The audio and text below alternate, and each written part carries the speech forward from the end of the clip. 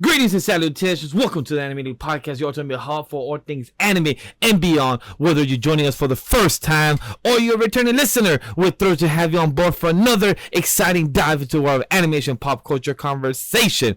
This is episode 170 of the Anime Podcast. Brace yourself for character debate, sad conversation, and a dash of chaos. And the theme of this month is Nada, or for those that know, Cero Miedo. But not yet. We have a topic, but we're going to present that next week. So stay tuned for those that are our return listeners. And we have an announcement later to stay tuned. But today's episode, today's conversation, we're keeping it simple. So let's catch up on life and discuss what's been going on with the latest news and conversation. So without further ado, engage with us. Share this episode. Bring your friends. And let's make this day unforgettable. All powered by Animal We Studio. Catch every new episode every Thursday on YouTube and your podcast feed. We'll talk to you more.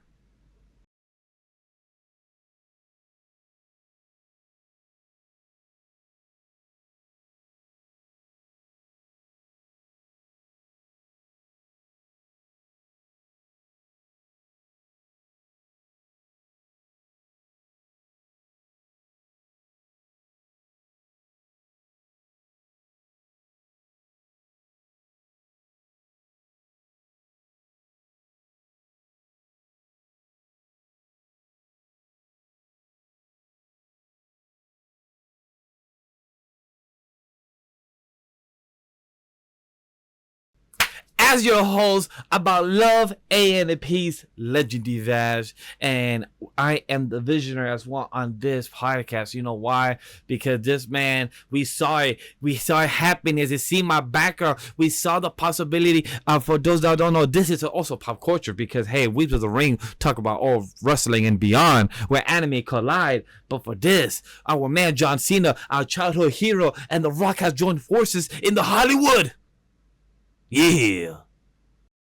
Tragic times have happened. But hey, in case you forgot or fell off, I'm still hot. So I'm going to knock your shell off. I am your world champion Whawkins here to talk with Vash about all the fun stuff in pop culture, anime, manga, cartoons, video games, certain horror movies that are be coming out this summer that Vash is contractually obligated to see so we can talk about it. Either this show or its own side review. Oh, we're definitely gonna have a side review because I know we're gonna just be on it for a good 20 minutes. For those that don't know, check out the time code because we saw the reaction. Go check out social media. We had a Bambi trailer reaction because fuck it, why not? And it's ridiculous, but we will give you comments about it during the Otaku news. So definitely stay tuned for that. It's been a long week for us at Animal We Studio. We had Off the Bench this past Monday. Dragon Ball Daima ended. We had the reaction of myself and our guests, Memory NK and Crash, the reaction out to this past Saturday. Vash was busy, so we had Whawkins' video come out later than usual. But his reaction was emotional and great to see. So rest in peace, Akira Toriyama. So much things has happened. Like I said in there earlier, we had The Rock and John Cena join forces. That was something huge for the Weebs of the Ring on our side, right? Mm-hmm. Right, Whawkins? Oh, that it was. And if you want to see some of those reactions, again, cheap little plugs here and there, go check out the side channel of Weebs of the Ring. Check out all those social medias because we had a ball with our own special guest, Vonnie. So yes. Hey, go check out his stuff as well because he does a lot of fun wrestling stuff. He actually had an interview come out today. Yes, he with did. Somebody that I've been meaning to check out. So it's on my watch later. So I'm gonna get to it eventually. Yeah, eventually. Like we said, there's a lot of things to discuss about. As you see from your on your screen, if you're listening or if you listen to audio right now for tonight's show, is only myself and Whawkins. The other team members couldn't make it scheduling. So instead of you guys getting a big show, we're getting a short show. We're keeping it simple. We have myself and Whawkins just discussing about live during the Weebs Lounge and Otaku news. No big segment, no big topic, no big review. We're gonna catch up what we've been watching, what have we not been doing, what homework, what have we been slacking on. So without further ado, let's get into our Weebs Lounge, and that is discussing the personal updates and the latest media we've been consuming. It's time for our weekly check-in, our highs and lows, along with the latest anime and manga and media we've been enjoying along with the virtual cup. So let's talk about anime, manga, or video games, like you said, or if you're reading any more or hearing any more light novels in your ears, any podcasts. So let's talk about it. Whawkins, how about you go first? What's been up to in your life? Oh boy. Well, I've been consuming a good plethora and a very much diverse media throughout the couple weeks and all that. So again, I couldn't make last week's episode because during time of recording, I was actually out with a friend of mine, and we had gone to go see Phantom of the Opera. It was the 2004 movie. They were having like a special showing at the Alamo. So I hit up my friend. I was just like, "Hey, what are you doing tonight?" She was like, nothing." And I'm like, at first we almost saw Captain America: Brave New World. I was like, "Hey, you want us to go see a mid at best Marvel movie?" And she was like, "No, I'd rather see this instead." And she sent me this. I'm like, "Oh, wait. I wonder if that's playing at the Alamo." It is at the Alamo. Hey, you want to go? So we went to go see it. Actually, my first time seeing Phantom of the Opera, which surprisingly enough, like, and this might not be too surprising for some people, but I studied music when I was in college, so I was actually studying to be a music educator. I was going to teach bands and all that. So being exposed to music like that and having to learn a lot about music, kind of surprising. I never watched or even went to see a stage production of Phantom of the Opera. So, I mean, I had always known the music and all that. But yeah, this was my first time watching the movie. I thought the movie was really good, especially for its time and all that. If you're a woman that really loves a bad boy, you're gonna love Phantom of the Opera, because the main woman in that movie, she lusts over this Phantom very, very hard, but understandably so. He's very charismatic, especially when he has the mask over the ugly part of his face. But that's neither here nor there with that. I would say I've never seen it as well myself when it comes to Phantom Opera, and I love music. I love musicals. Like the same. I believe when we spoke about it here on the Anime League podcast a couple months ago, I went to see the One Piece Symphony, and that shit was godly beautiful. I believe you also went to see it as well. So it like I did. I also bought the flute thing, or the piece that uses by the orchestra. I forgot what the thing is called. Oh. You bought the they had, it was a desk thing they had. It was like I want to say it was like a paperweight or something that they had. The orchestra conductor. The orchestra conductor. The tact. You bought the baton. Okay. Yes. Okay. I still wrap, chat. I see what you got. It's still wrap even. It's still wrapped in the plastic. I still haven't opened because we're trying to cherish it. In my current living situation, we don't have our own apartment, so like we're trying to cherish it and still keep it intact. Yeah. I see what you did there. I almost got that when I went there, but I decided to get the CD. They had like a piano CD for some of the songs and all that, so I ended up getting that. There's a poster around here somewhere with all my stuff, but again, I can't really hang it up at the moment, so it's somewhere around here. But I was gonna get the poster, but not the poster. I was gonna get the CD, but with today's technology, with our current laptops, every computer or laptop has said "bygone CD disc." Now you have to add an attachment for that. So I'm like, you know what? I'd rather just have the experience in my head, have a bit of the sneak peek videos that I was supposed to not take, so like all the enjoyment that is there. But I could relate to the Phantom of the Opera because I also saw Aladdin with my partner all those years ago, back literally me and her about to be 8 years, I think. So yeah, a good 8 years ago, I believe 7 years ago, that we had our first date on February 14th or something like that.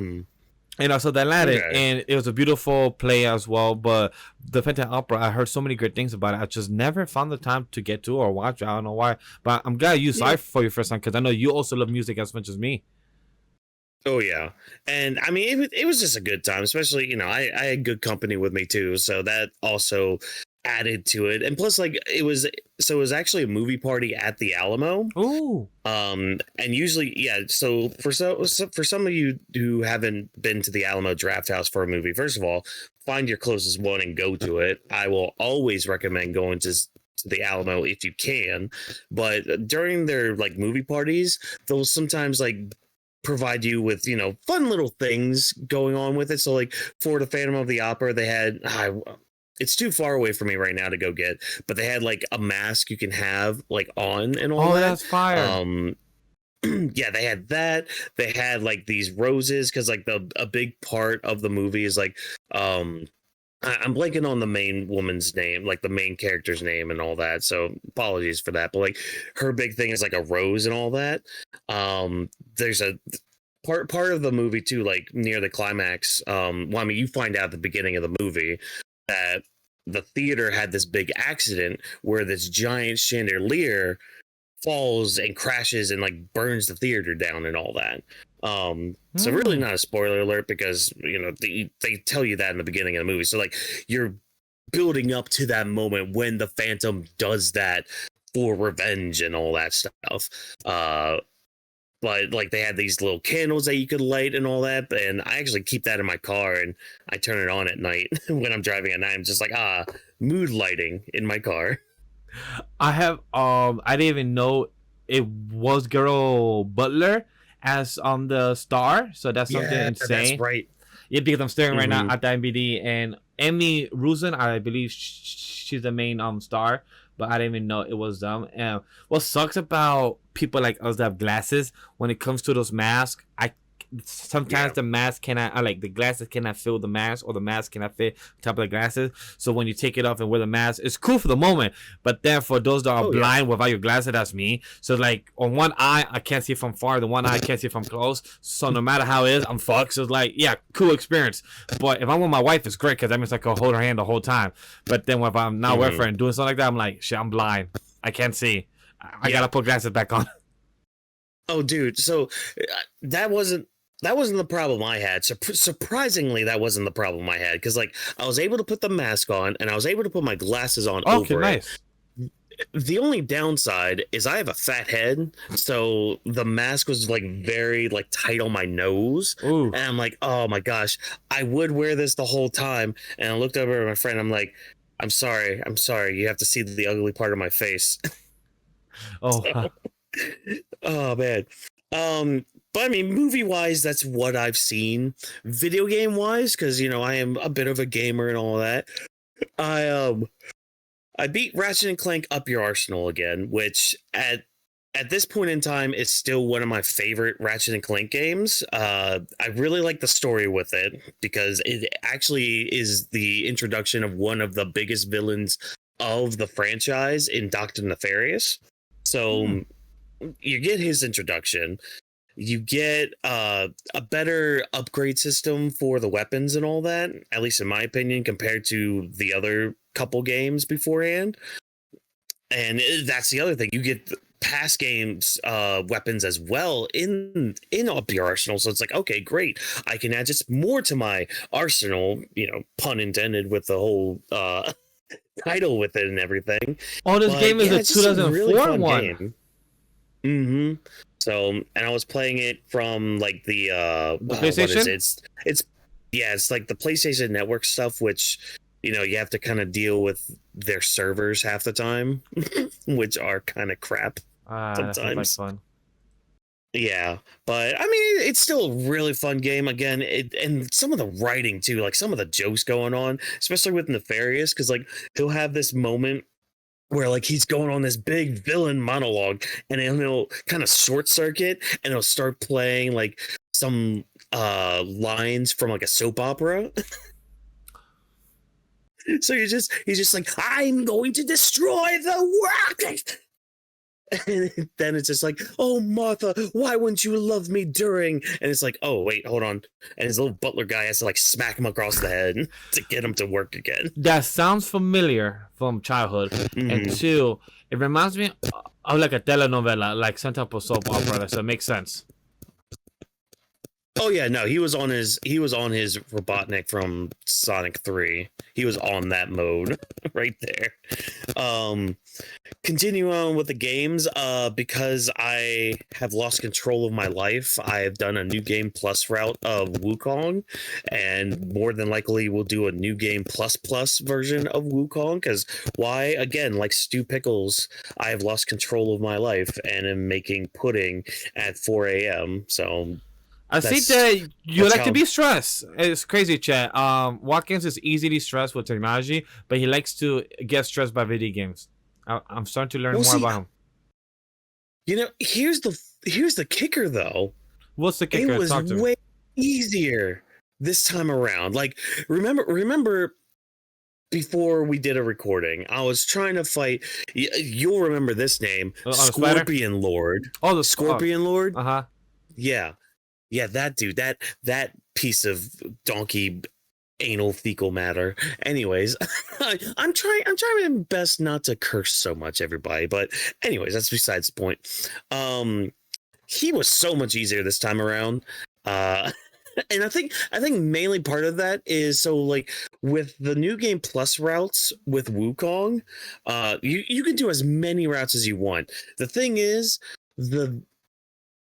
how do I explain? The bosses, their health or like defenses don't get too much stronger, but they get more fierce. So like they'll attack you a lot more. They'll like the time between their attacks gets a little shorter and shorter with each route that you do, to the point where, you know, if you're on a +6 route, it's like, oh, you really have lost control of your life. Like you are just living and breathing this game. So I might just do another one just so I can have all the power-ups and all that, and have my Wukong be at max level, just so I can have it. I there's a possibility I might have this platinumed maybe by the end of the year when I go back to it. I see it. I see it happening. Yeah. Chat, because trust me, he is obsessed with Wukong. There are times where I have literally asked, "Hey, Whawkins, what you been at?" Like, sorry, sorry, Vash, I didn't get to answer you last night. What happened? I was stuck in Wukong. I'm like, all right, cool. And chat, that's not the first time he has only used the excuse. There's been many times where I heard that, and I'm like, damn, he's really stuck in Wukong. Like, it's literally just for the past year. Here's the thing, man. All is Wukong. Exactly. I knew that was flipping. I knew that was waiting. I knew that was coming. You know. And I mean that term will come out later on in this little episode of the podcast, so trust me on that one. But yeah, man, everything's just Wukong. It's all Wukong. Naruto's Wukong, freaking Kratos is Wukong, Sydney is Wukong, Articuno's Wukong. Yeah, exactly. It's all Wukong. I'm about to say, Brownie, are you Wukong? Good dog, Brownie. But what else do you have other than Wukong? Because I know we're doing something this weekend. Because chat, in case you're not following on our twitch.tv/Anima Weeb Studio, we do reactions there, but we also play video games. We do sidecasts. But what video game will we be playing right now this weekend? Oh yeah, because we're gonna start kicking off with our gaming content. So stay tuned for a lot of that, not only on Twitch, but maybe you might see some highlights on here. Who knows? I don't know. Maybe we'll try to work something out. The VOD channel will have the highlights. Obviously, the VOD channel will be having the highlights for sure. Exactly. So make sure you check that out. WWE 2K25 comes out this weekend. Gonna be a fun time. I know Friday, like before and honestly probably during our Weebs the Ring episode, I'm not gonna be playing it, but I'm gonna be setting up like a lot of the settings and probably creating my character for my rise and all that. I'm not sure.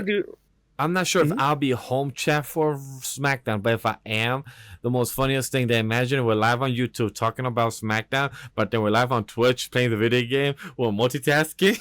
That'd be the most hilarious cross platform. Like, hey chat, let's do some Weebs of the Ring SmackDown coverage. But then also check us out on Twitch right now, where we're also playing the video game with Whawkins. We're doing a cross platform. We're doing both at the same time. That would be crazy. Oh my gosh! Wait a minute! Hear me out with this. We're brainstorming in the middle of another podcast right now, ladies and gentlemen. What if during the episode of Weebs are in, because you know how we have like the black space behind us and all that. I wonder because Nick is the one that streams on his side, so it won't be able to happen. But I think I have. Well, we'll have to brainstorm.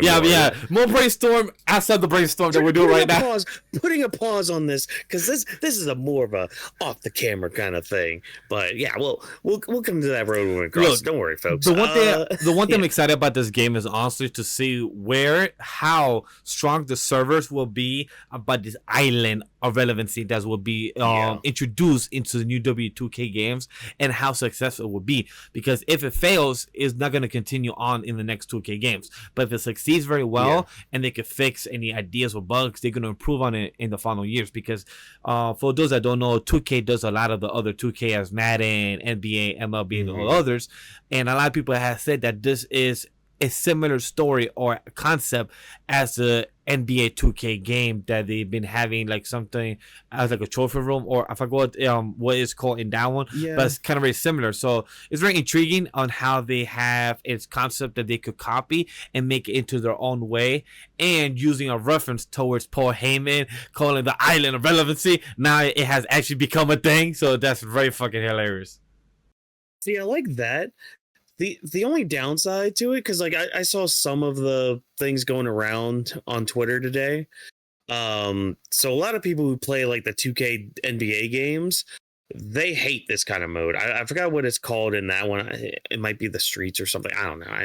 I don't play 2K NBA, but a lot of this is apparently just to get a bunch of what is it?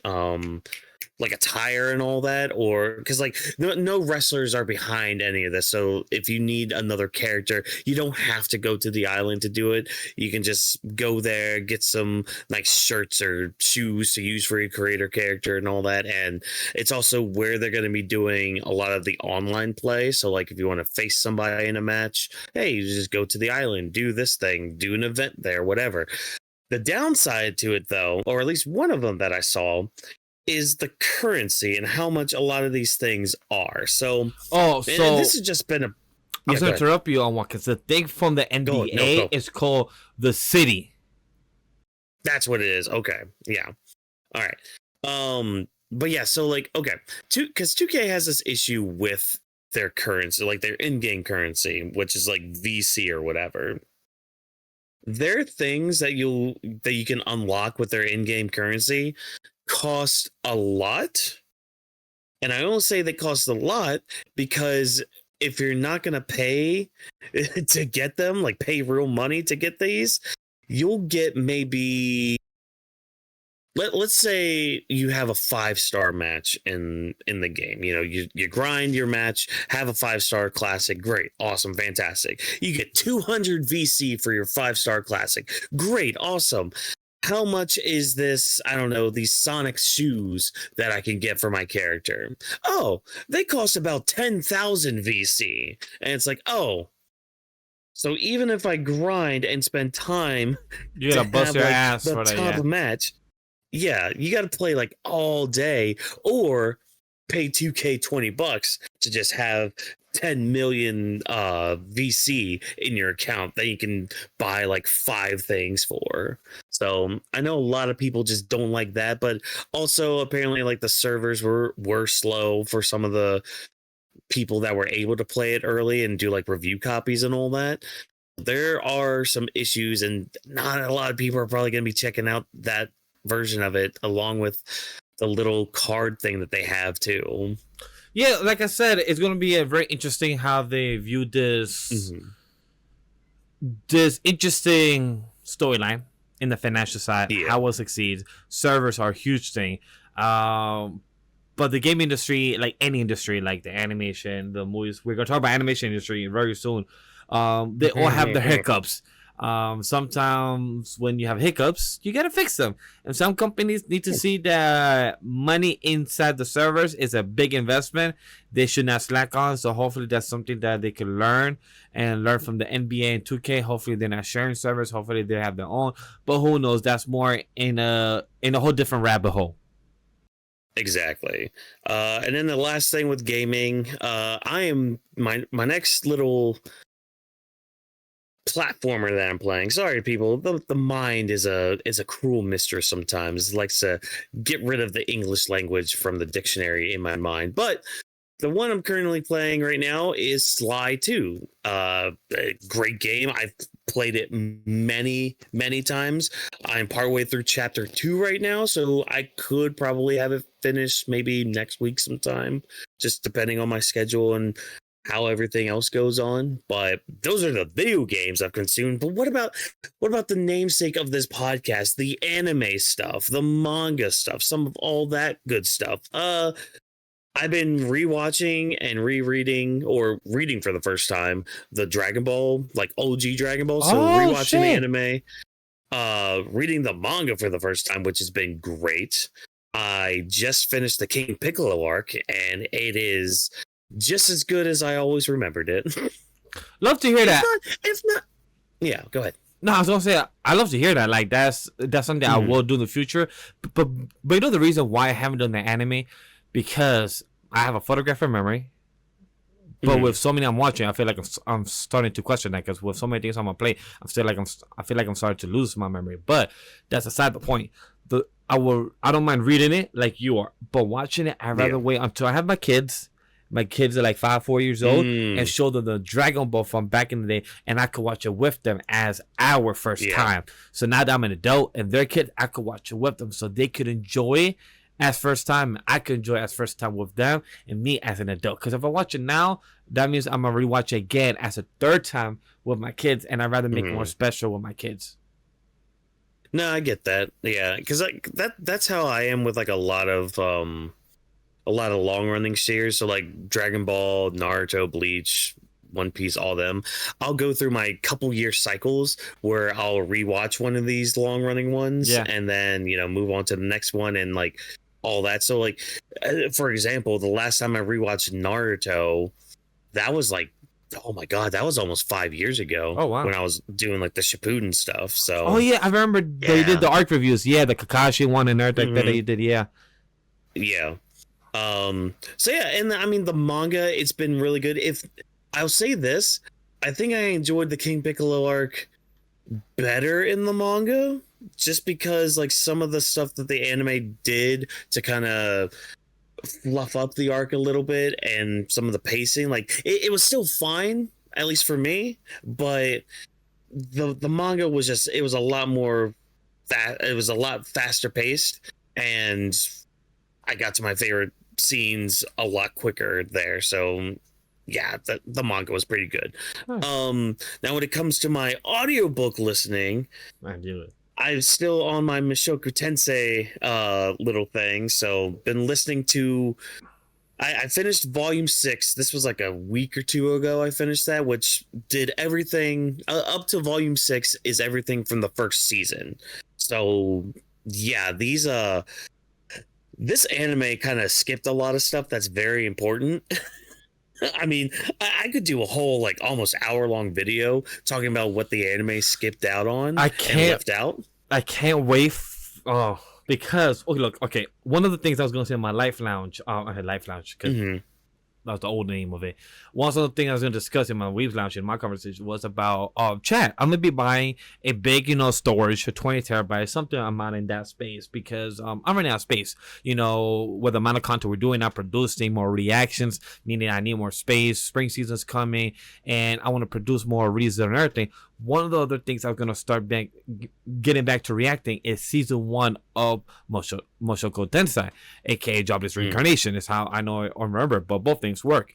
And I'm planning to do that very soon. So you and me doing a season 1 watcher, and then you reading the actual light novel, we could have a whole 1 hour or less conversation of what they have done and what they have taken out. Because that would be something amazing to have a discussion of.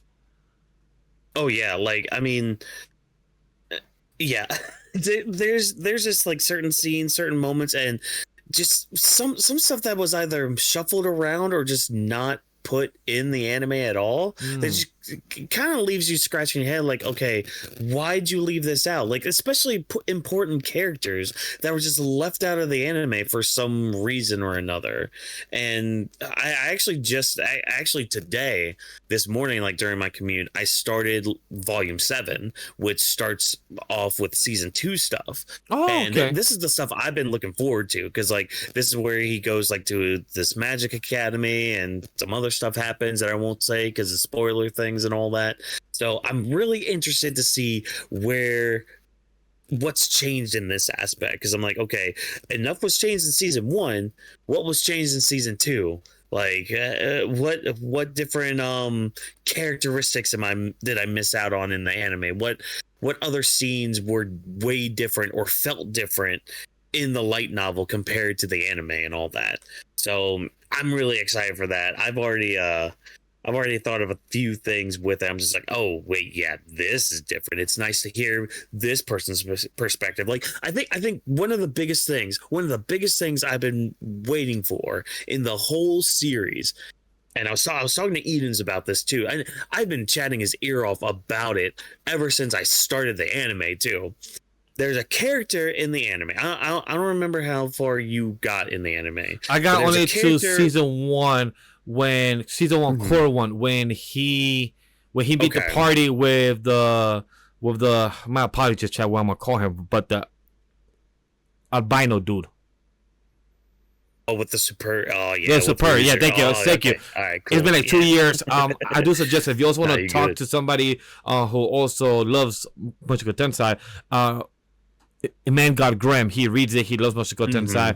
He has read the light novel as well, so I know you could talk his ear off about this. There is also a light novel thread now as well.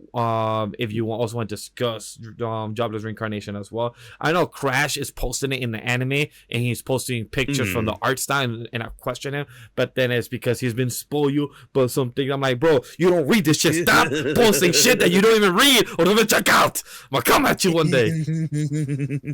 Nah, man, he wants to be excited with what's to come. That's why I have not looked at anything regarding ReZero, because like I kind of need to revisit season 2. You should. And B, I'm like, damn, I want to get into it more. You should check out our Off the Bench. Go to a time called a ReZero. We came at Crush. Good look. Chat. I don't watch ReZero, and I cannot say that because I've only seen 3 episodes of the director's cut. That's about 45 episodes. I'm gonna get back to reaction very soon because that's just cooking. Things behind the scenes. We're planning shit. Things are going in an up level drive. However, during the episode, Crush is like, yeah, I'm 3 episodes behind, and me and our co-host Neko and Manga Girl, we're like, bitch, you are nowhere 3 episodes behind. You haven't even started the show. Like, yeah, but I've seen spoilers. I'm cut up. Like, bro, you have not seen episode 1. You have not seen season 2. You have not seen season 3. Just because spoilers will happen. And he said that he knew something from 3 episodes ago, and we're talking about episode 12, and he knew something from episode 9 or 8. I'm like, boy, that does not even count. The one thing I did see from this season 3 was a certain dressing or undressing scene that happened. That's what he mentioned during the show too. Because I'm just like, I mean, it was all over the timeline, and I'm just like, I haven't seen it. I haven't seen it, which I'm blessed. Cool. Yeah, I mean, I don't understand why the little girl is like freaking out. I'm just like, I mean, I probably would too, but at the same time, all right, cool. But yeah, I mean, I'll eventually get back into ReZero here. Not whatever. That's a whole different idea. With one day, with Mushoku Tensei, I'm enjoying the light novels. I'm enjoying how certain scenes are a little played. Oh, what I was getting at through all that before we went on our tangent. There's a character named Eris, the red-haired girl. Yes, I remember her. I had been waiting. I had been anxiously wanting, craving, needing her perspective on things, because like that's one thing I love about what the light novel does is it gives other characters' perspectives on a lot of stuff. And the whole time I'm like, all right, great, we've heard from the dad Paul with a couple things, We've heard from the mom, Zenith from a couple things. We've even heard from the maid, Lilia from a couple things. When is Eris's time for us to finally get into her mind and see what she's all about and what she's thinking about certain aspects? And you don't get to it until flipping one of the last chapters in volume 6. When shit. It's the end of everything in season 1, like everything in season 1, and like you finally get that moment and you're just like, oh, Eris, like it completely like recontextualizes her character and all that. It's just it's really good, and it's stuff I've been wanting from it. And yeah, Mushoku Tensei it's actually one of my favorite series going right now. Oh, I love to hear that. Mainly because like of how relatable certain aspects of Rudy is. Now I say that, but there are some problems with Rudy, Mr. Almost 40 in a 12-year-old's body around girls your age, quote unquote. But that's, I'm not going to touch much of that for now. Mm-hmm. Yeah, I mean, again, he's learning, though. He does grow and become a better person. So it's all part of the journey that he's on. But enough of that. Daima ended. I mean, again, like Vash said, you can go see all of our reactions to it. I thought it was fine. I mean, all things considered, it was a really fun time. Honestly, from the top of my head, I'll give it 8.5 for an overall rating for a 20 episodes. 8.5. Not saying that had any flaws in a bad way. Some of the pacing could have been improved. Some of the story. That'd be one of my favorite things that. When for those that haven't, please go watch Whawkins video just for this one line that I love that he said like 3 times. Oh, no. Piccolo, you didn't do shit. Piccolo, you didn't do shit. Piccolo, you were useless this whole series. God. All you did was all farming, and I'm like, yeah. That's all he did. He was just there to aura farm. Just like once he became an adult, he's just like close beam on himself and got his cape and turban back. It's just like, oh. Why were you here? Yo. Oh, there's another Namekian here. We learned her dad's name. And you failed to hit Goma in the back of the head 3 times. But it's fine because, spoiler alert, everybody, our boy Ku, my boy Ku. Yo, your love for King Ku in our segment was... I was so It was happy. addicting. It was affectionate. It was like I was smiling on Ratchet. Other than me being annoyed about the buffering, of course you were more annoyed about the buffering, but me editing about the buffering, I was like, damn, shit is annoying. Fuck, bro, like 5 times right now happening. But just seeing King Cool affection just it was making me smile. Just throughout the whole like, oh my god, Walker looks so happy about this. Oh my god, this looks so smiling. It just felt so genuine. It was so good. I love it. It was. And plus, I think my favorite gag from that episode, at least that last episode, it's when Ku's basically going around everybody. He's just like, all right, who wants to be a minister? You're a minister, and you're a minister, and you're a minister. Except you. Did I miss anybody out? And then Hybis is just like, yeah, I'd like to become one. And we're done with the minister stuff. Thank you, everybody, for coming out. Just like, oh. That reminded me... You know what it reminded me of King Cool doing that? It reminded me of the Looney Tunes show ending, and then it was Mr. Pig saying, and that's all the show, folks. I want to talk to you later. Oh, I loved it. It reminded me so much of King Cool doing that, so it was adorable and everything. Like, I love it. Mm-hmm. Oh, yeah. I loved it, too. And the last thing I'll mention really quick, I'm catching up on a certain manga with its English name being Chained Soldier. It's good. It's got some really good art. It's got some good plot. It's got some really good plot. And yeah, it's about 150 chapters right now. I'm on chapter 106, I believe I left off on. Yeah, it's really cool. Basically, quick synopsis of it: women basically rule the earth because there's like this secret space that has like, yeah, it's like there's like a demon city or whatever, or like a demon world or whatever, and there's these magical peaches. Now, if you guys remember, maybe about 20 minutes ago when I said something about all is Wukong, well, hey, there's a story in Wukong about him eating immortal peaches immortal peaches, and in this story of Chain Soldier, there's peaches that grant women amazing abilities to the point where one of them can literally like make like a dog or an animal or even like one of the demons like a slave for her and basically do her own fighting, and Ooh.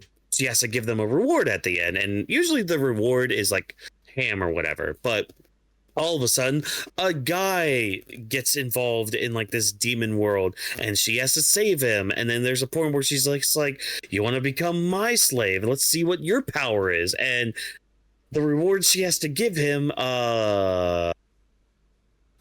they're good. Again, I said, good plot.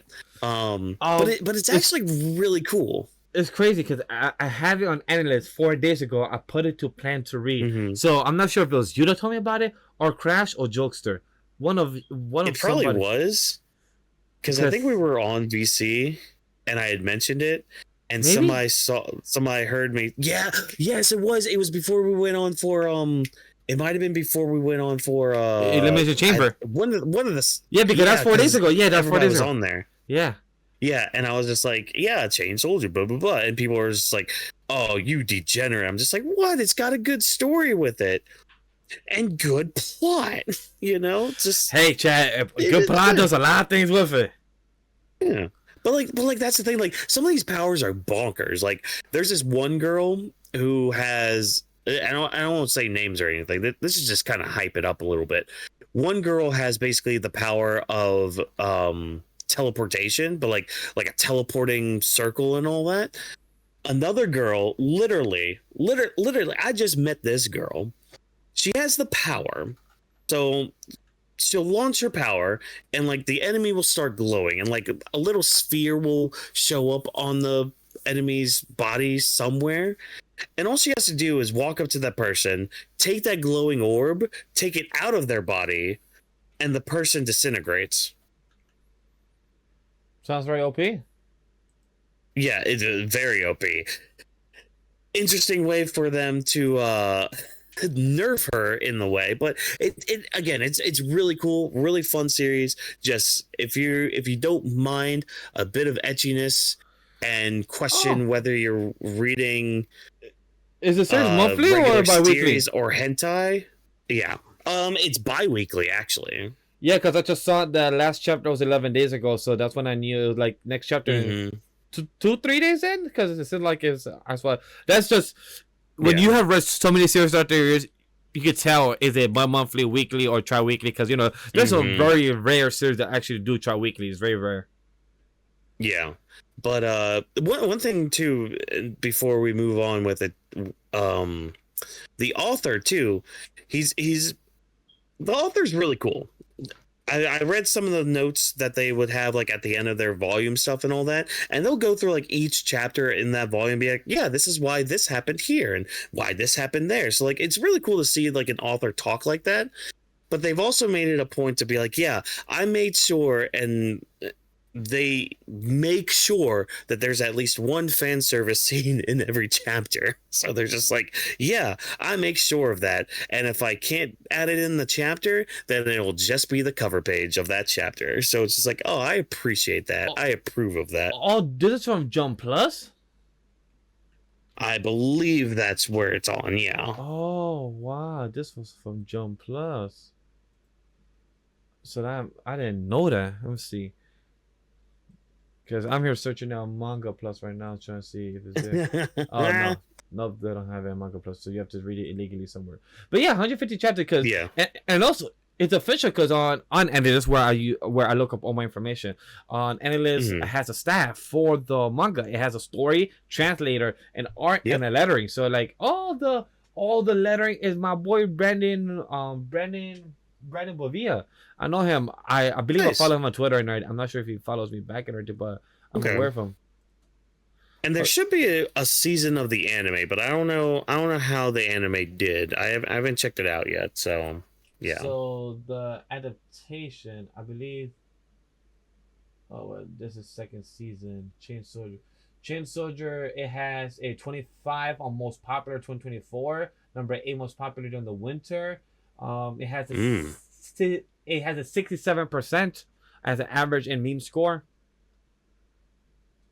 My friend Memory NK, he gave it 6 out of 10. So it seems like it wasn't probably a good Sounds adaptation. about accurate. Yeah, I mean that. Yeah, I would honestly give the manga maybe. I mean, my grading's different now. I'd probably give it like a 3.5 out of 5. You know, it's solid. It's pretty good.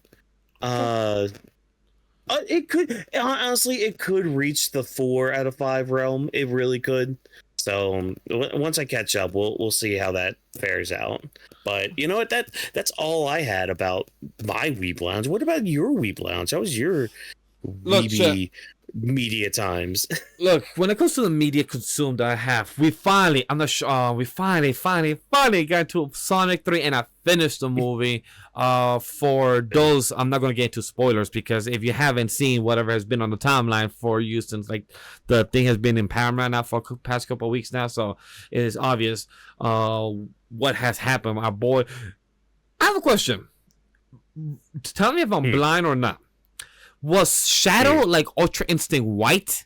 Like instead of Ultra Instinct, instead of Super Saiyan yellow, he felt like more white. It was a bit more of a paler yellow. Yeah, paler yellow, right? Because I felt like I was seeing Sonic as, you know, my God, Super Saiyan like yellow as well. And like a bleach yellow or like a bleach white. It kind of felt like that I was getting. I like that because sometimes, you know, for those that don't know, in the comics and in the other mediums, they both have been yellow. But I like how in the movie they kind of differentiate. Sonic is like really hard yellow and Shadow is like a bit of pale white with a bit of yellow in the corner. So I really like that they made it a bit not too on the nose how they have done it in the other mediums years before. I'm sad that they didn't give my boy Shadow a Glock. That's what I'm saying. I was happy that he gave him you know, they did a motorcycle. Yeah. They didn't give him a Glock. I remember. They did. I saw the movie. I don't remember Sonic. I mean, I don't remember Shadow using a Glock. I do not recall. If I'm wrong, shit, damn. It definitely went out the window. It could have been very quick, but yeah, it probably was very quick, or probably was when he was fighting. I was about to call them sword or shield. What the fuck are they called? Gun. They're called gun. Yeah, that was an easy name to remember. I just kept naming things like weapons: sword, shield, gun.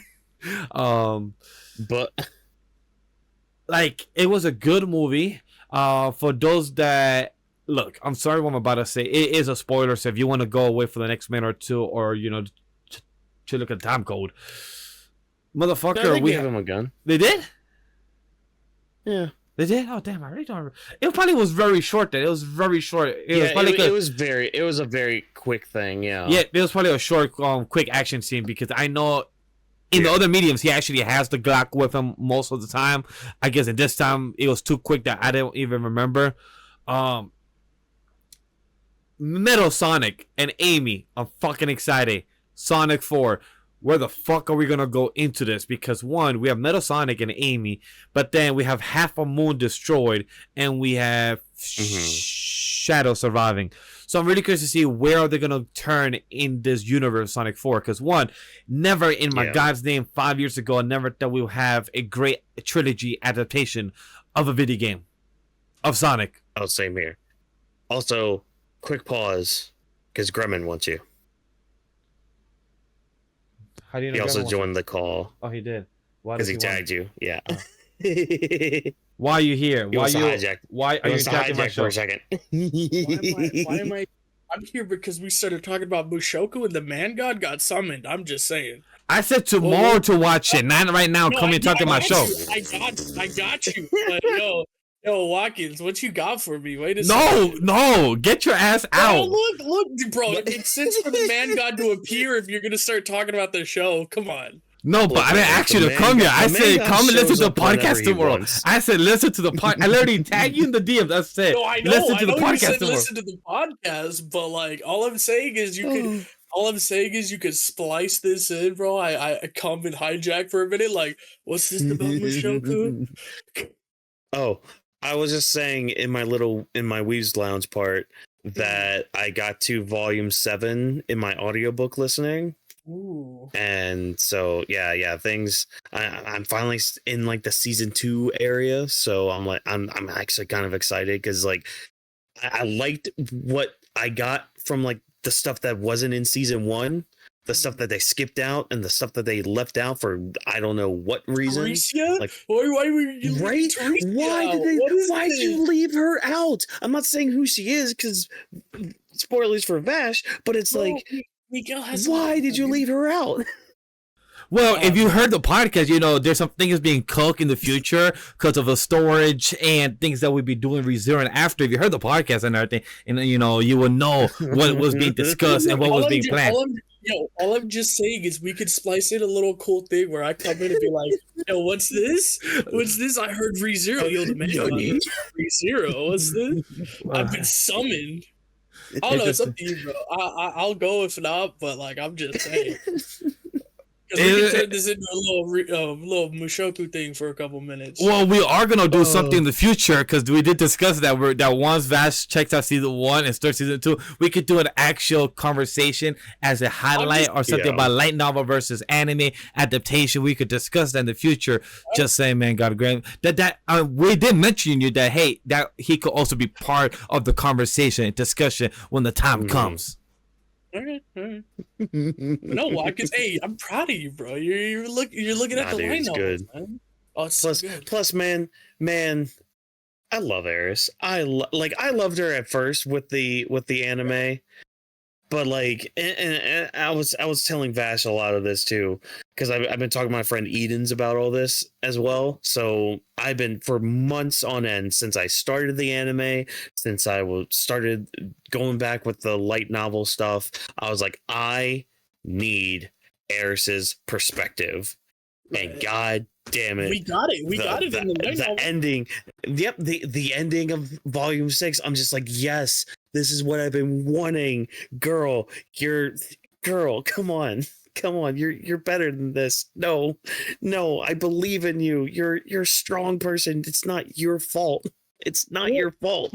I love that she feels like she's holding him back, you know? Mm-hmm. I love that like she feels that like it's not appropriate for her to like hold him back because like she's actually like dragging him down and she's making him lesser and that she's not it's a good like dichotomy between like what the people think and then what like she thinks because like exactly the anime audience has been very vocal about how like this is a horrible thing that Rudy's doing and like this is all just not good, right? And then we get Eris's perspective where it's driving her to want to be better. Yeah, like even though she's like put him on this pedestal where it's just like even at that point you know what Rudy's mindset with a lot of those moments are, but then like you see it from the perspective of somebody from that world and it's just like oh y'all are crazy. Y'all are kind of crazy, but it's kind of funny. But it's good. It's good.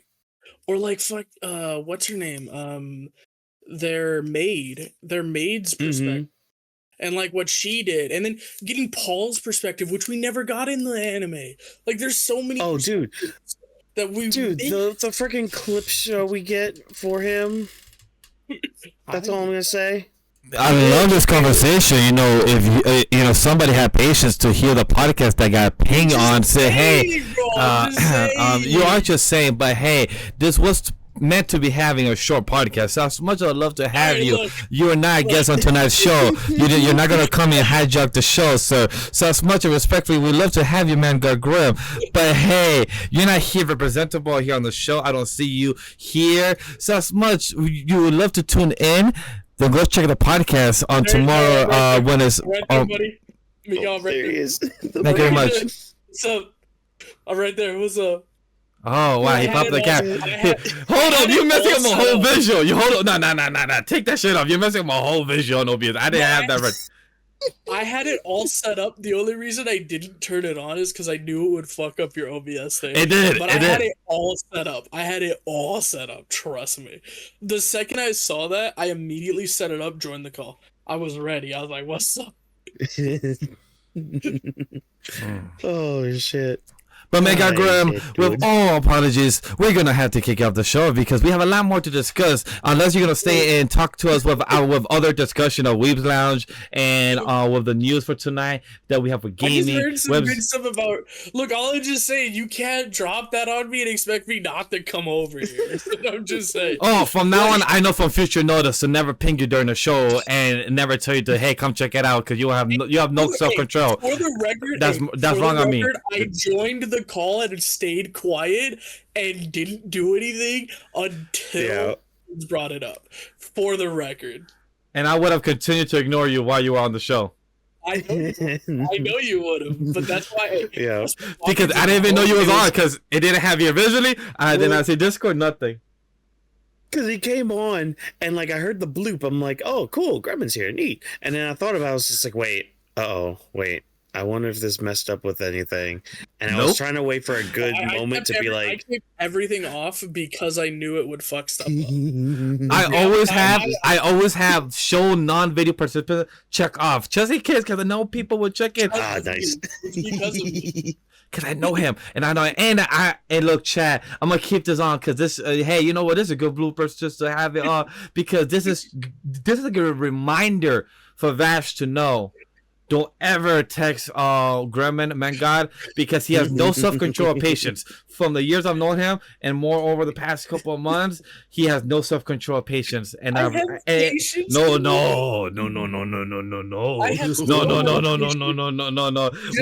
Just because me and Neko have agreed that if you don't watch Ted Lasso today, we're finishing the season, it means nothing. Exactly. Okay? Look at that. No patience or self-control. Chat. We heard it here. I just don't exercise it very much. Oh, exactly. He doesn't exercise it or understand with other friends and team people have other things on their plate, things to do. But hey, self-control and patience. Don't ever text man got Graham during show recording. Say text after, be like, hey, watch some more show. Oh, what is it? Don't worry. Just go check out the time code. That's it. Feature notice, chat. Yeah, but the problem is that now if you ever send me that message, I will join immediately just to see what you're talking about. No, I will text after the recording. After from now, I will just have it ready. That's smart. That's smart. That's smart. Yeah, there you go. But hey, now you got it. Man, God, we'd love to have you. Been on here for a good 2 minutes, but you know what? It's just great to have you. But hey, chat. Let's continue on. Where were we about Sonic 3? Oh man, yeah. Great movie. You were gushing about Sonic 3. Yeah. Great movie, Sonic chat. 3, great. Great movie. Go check it out. Go watch it. Exactly. TV shows. What is Vash doing? Look, I'm watching Lucifer. I'm watching season 2, and it's been such a good fucking binge. Honestly, I'm happy we took that year break because anybody have seen TV shows over the years, they sometimes repeat the storylines of certain characters. You know, certain arcs of characters that have been having, and they repeat them because of you have 20 episodes in one season. Like the CW, the TV shows, Arrow, Vash, they repeat a lot of storylines. With Lucifer, even though it was on Fox, they repeated from season 1, season 2. They get one season that they had like 12 episodes, then season 2 had 15 or 20, and then season 3, oh my God, I'm scared. Season 3 has 25 episodes, and then season 4, 5, and 6 was bought by Netflix. So those are what I'm excited for. I know 2 things of spoiler for that is it's Lucifer's daughter, but she came back from the future to the past to see Lucifer, her dad, and also her mom. That's the only thing I know, and I don't know how the fuck does that connect to the actual storyline. Like how do you time travel in a Bible type of adaptation storyline in a TV show? So I'm really curious to see how does that work in Bible stories. one thing I like about this is that I'm getting more hooked on more and the story goes on. I like Lucifer Morningstar. I love how they use, in a way, the Bible mythology of how the characters of God and how he's not all good, but it's all about perspective. And I like how it's like, hey, he did this, but was it for the right path? Is it for the right path? So all those little interesting ideology. I hate how much, sorry, hate is a strong word. It's intriguing how much of a character of Lucifer Morningstar, of Vash / Miguel, sees similarities in him. I don't know how you would take that in. And also, it's very fun when your wife says it too. She's like, oh my God, babe, that's so much like you. And I'm like, really? Really? Really? I'm like the devil, Lucifer Morningstar. That's I don't know if I should take that as a compliment or question that more. Look, if you kind of, get this part of the beard just elongated a little bit more, like pointy, you might have something there. Yeah, so that's something there. So that's an interesting take. The other two shows I plan to watch and go back into in TV show related is Star Wars, Marvel, Daredevil. We will get into that in a bit.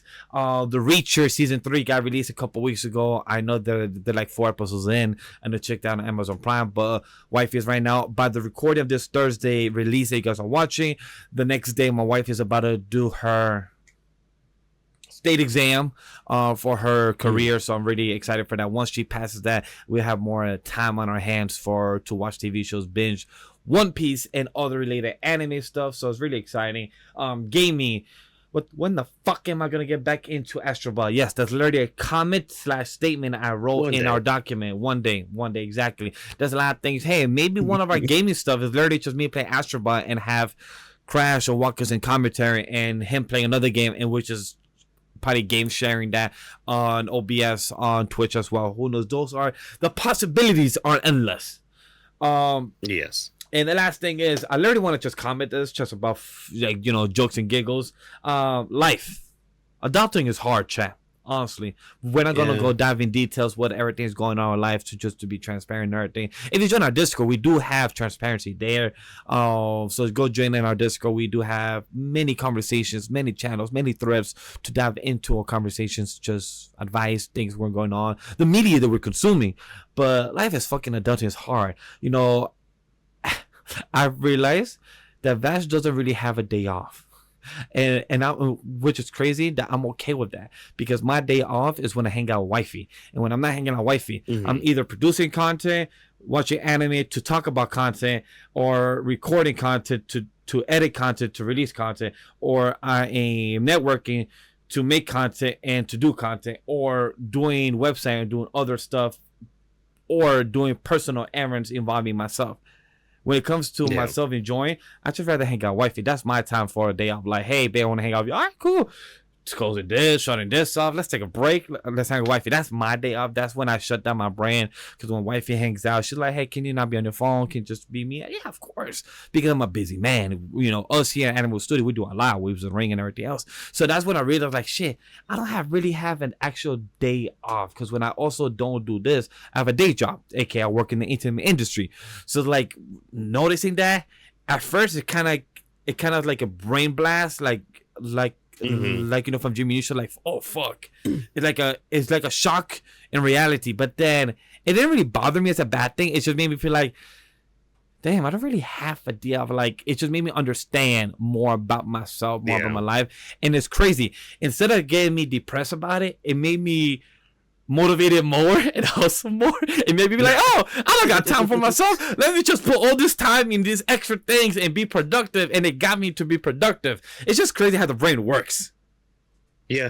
Well, like, that's the thing. That's why that old saying goes with, like, you never work a day in your life if you enjoy what you do. Exactly. Yes. Like, if you're having fun with what you do, you're enjoying it. You're either, whether you're making money or not, hey, you're having fun. You're living. You're living the life you want to. So yeah, more power to everyone involved doing anything like that. I mean, I can kind of be the same way too. It's like I'll be at work and I'm doing work, but I'm also doing content stuff. And then I'm driving home from work. What am I doing? Well, I'll have a podcast on that I'm doing to talk to some people about later on, or it's all just consuming to do, like, come on here and talk with people, like uh, Invincible, for example, is airing right now. I watch Invincible on my car rides home. Hell, we have a new episode coming out tomorrow. At time of recording this, it comes out tomorrow.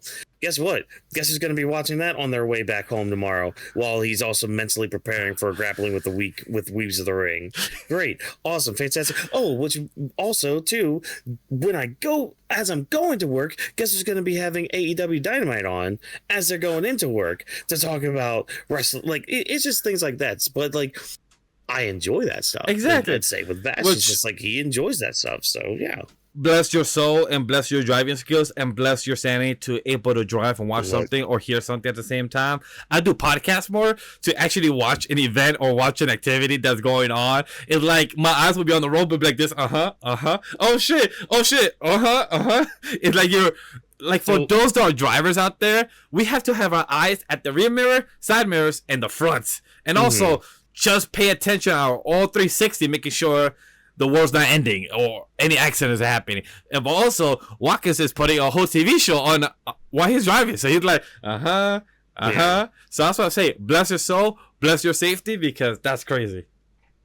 Well, see, here's the thing.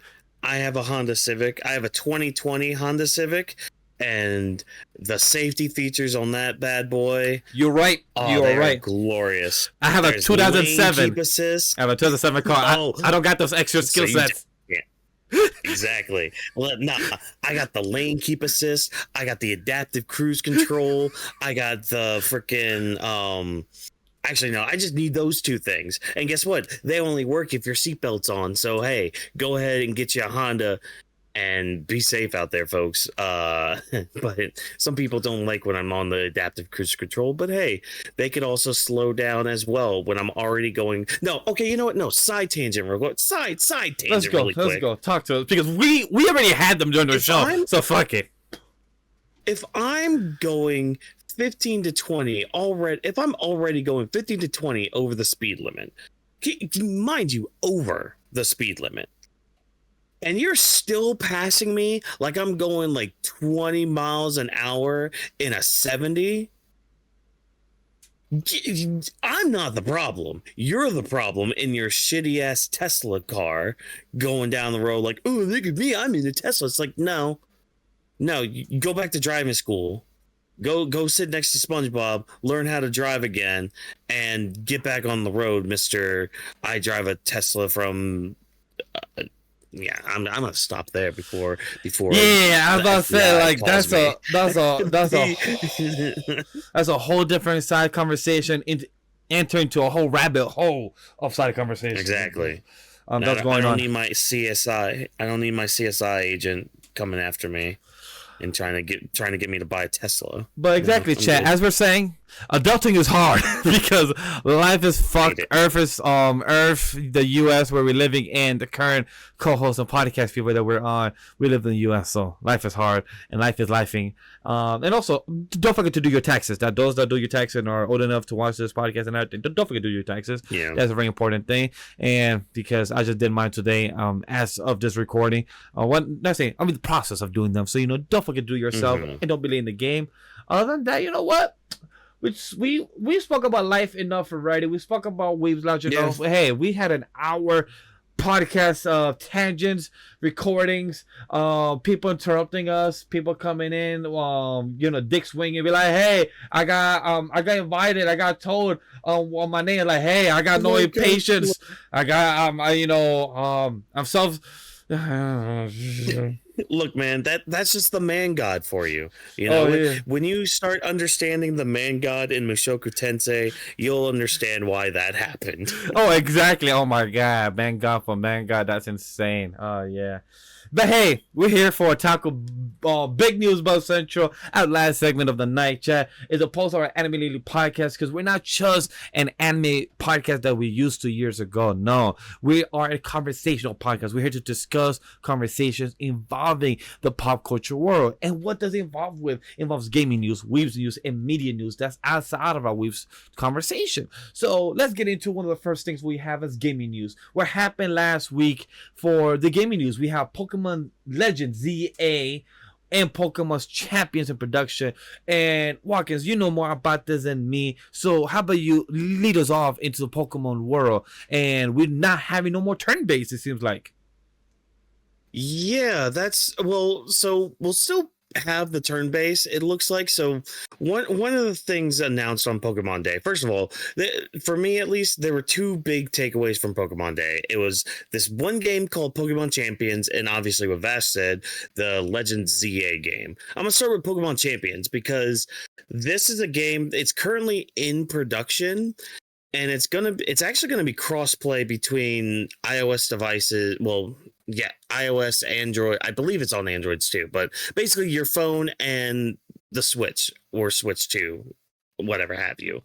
And this is basically what it looks like they're going to be turning the video game sphere into. So like the online battles, your BGC stuff. So like the championship stuff and all that, whenever they have like the regionals or even like Pokemon Worlds and all that. So it seems like they're moving that into just one big space they can constantly move your Pokemon into. So like if they're in the home section, like the home app and all that, you can move them into championships.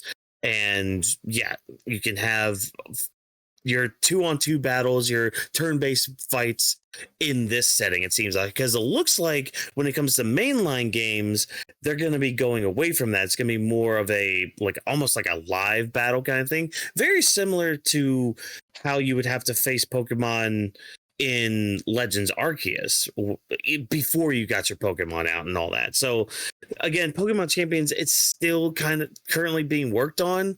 I don't see it coming out until like maybe next year at some point, maybe even Pokemon Day next year, because they didn't really have a date for it. But usually with something like this, they'll wait a little bit after like the latest game came out. So like with Legends ZA, that didn't get an official date. It just says late 2025. So it's probably going to be coming out in November.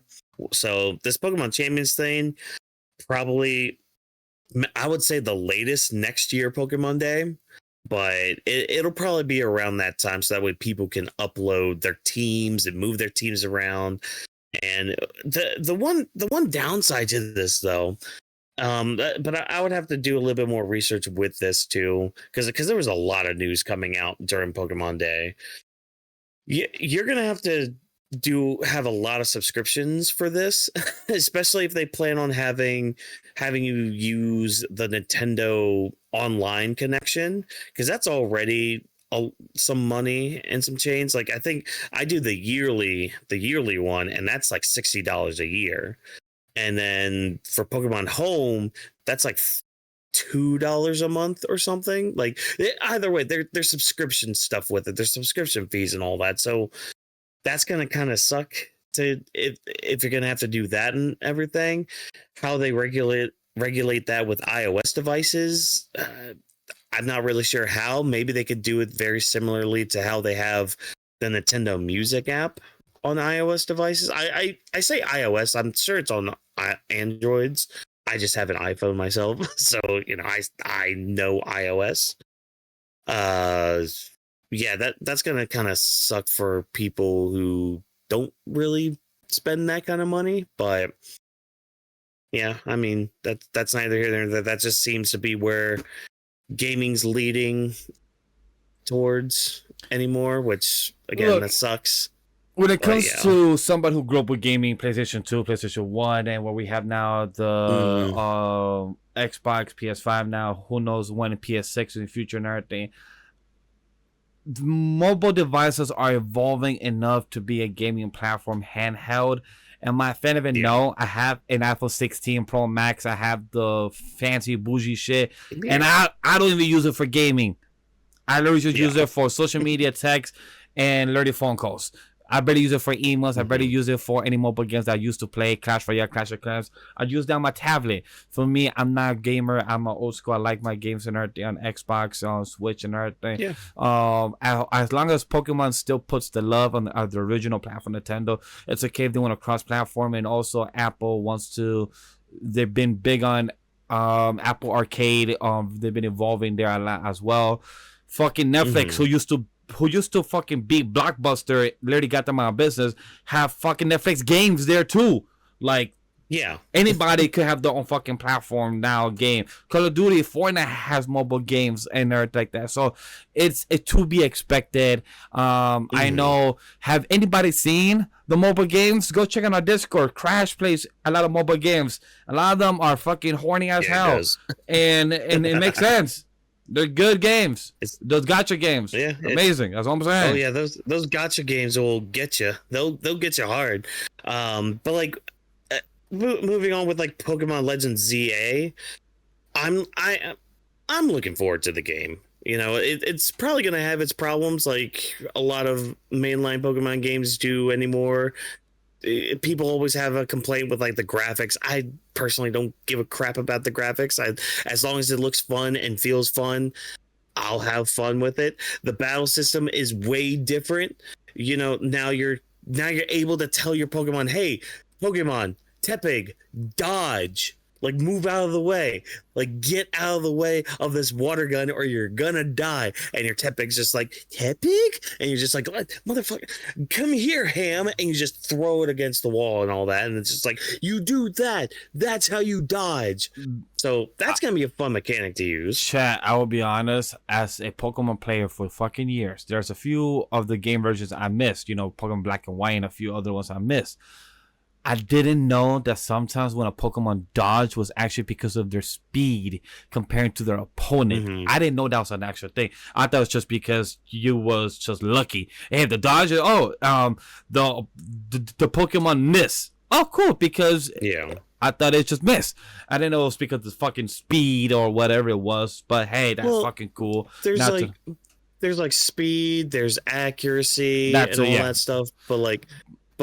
Yeah. But now you can actually feel like it's in the game. And people are mad about it. Like, hey, they're actually trying to make it what was the game for so many years be like the anime. Where the anime is like there was always dodging but attacking at the same time. Now they're trying to make it more realistic into the game. Is that a bad thing? Instead of judging it, how about I fucking try it out and see if it actually works with the concept? And, you know, we got Chikorita might become a fairy type when she also gets her Mega Evolution. Isn't that right, Mr. Steak? Good job, Mr. Steak. Proud of you, Mr. Steak. I don't mind. Yeah. I don't mind about Tepig. I'm not stressed about it. I have always loved both of my Gen 2. You know, I also love my boy Cyndaquil, but I will say Crocodile. Wait, not Crocodile. That's not his name. Crocodile is a whole different series. It's One Piece. What's Totodile? Thank you, Totodile. I'm like, what's your name? What's your name, little fucking alligator? Totodile. I love all three. Which one would I choose? I was honestly choose between Chikorita or Tepig. But I'll love to choose all three. Yeah. I mean, that's the thing, because like Legends Arceus, you could get all three. Oh, you could? You could get the other two. Yeah, I mean, you wouldn't be able to get the other two till like I think closer to the end of the game, because the professor's just like, oh, you want these two guys? All right, fine. Now you can have them. It's just like, oh, you couldn't give me them earlier? All right, fine, whatever. Yeah. So like the starters don't really bother me, because I mean it's whatever. You'll be able to get all of them anyways. But there are a couple things that I'm gonna be very wary about. One of them, like, okay, the whole game takes place in one city. Now, you may be thinking to yourself, okay, well, plenty of games take place in one city. Assassin's Creed Brotherhood, for example, takes place just in Rome. There's Batman Arkham City, which takes place in technically just one city. So it's like, okay, yeah, that's fine. It's just, you know, when you look at the Pokemon City, especially the city from Gen 6 that you're in, there were some places that you couldn't go to and all that. And they have these wild areas in the game. And so my main concern with it is just the overall just areas of it and how it could possibly just not feel different enough when you're going from one area to the next. So it's like, okay, I've seen this rundown part of a cityscape before. Oh, we're in this grassy cityscape. Oh, we're in the watery cityscape. You know what I mean? So it's like that part kind of has me wary, but it's not taking me away from the game. It's just I would like some variety in the areas I go to, and I'm hoping that the wild areas that they do have are a little bit more varied in their look. But yeah, I mean, I'm looking forward to it. I mean, if I was able to, I'd stream it, but unfortunately, I can't do anything with the Switch right now. Keyword right now. Exactly. Who knows so what 6 months, 8 months from now looks like? Who knows? Yeah. You might get a rig. You might get a capture card. Yeah. Who knows? Or maybe Santa came early and dropped one off under the Christmas tree. That would be great if Santa did that, because fun fact, I already have a capture card. I already have an Elgato just chilling in a box right now. That's okay. Ready so to that's be one plugged thing up. out of the way. We just need a rig, a monitor, then you're all set up. Exactly. The one thing I would say that I laugh about this damn ZA's thing is that you could fight in the plaza, in the street. You can also fight in the rooftop. And I find it hilarious because I'm like, so that means anybody could have a coffee shop and then right next to them could be a whole Pokemon battle just because they can. Yeah. So, and then what happens is somebody's just having a whole damn rooftop and the person's just showering, just getting ready to work. And then all you hear, like, go Pikachu, lightning bolt. And then just have a whole lightning attack on top of your rooftop. And then there's a whole type of ceiling just breakage, and then your whole rooftop just breaks, and you're in the middle of your shower. You can't call your boss like, yo, boss, I'm late to work because some trainer just decided to have a battle up above my ceiling and that's how to use lightning attack, and my whole shit is broken now.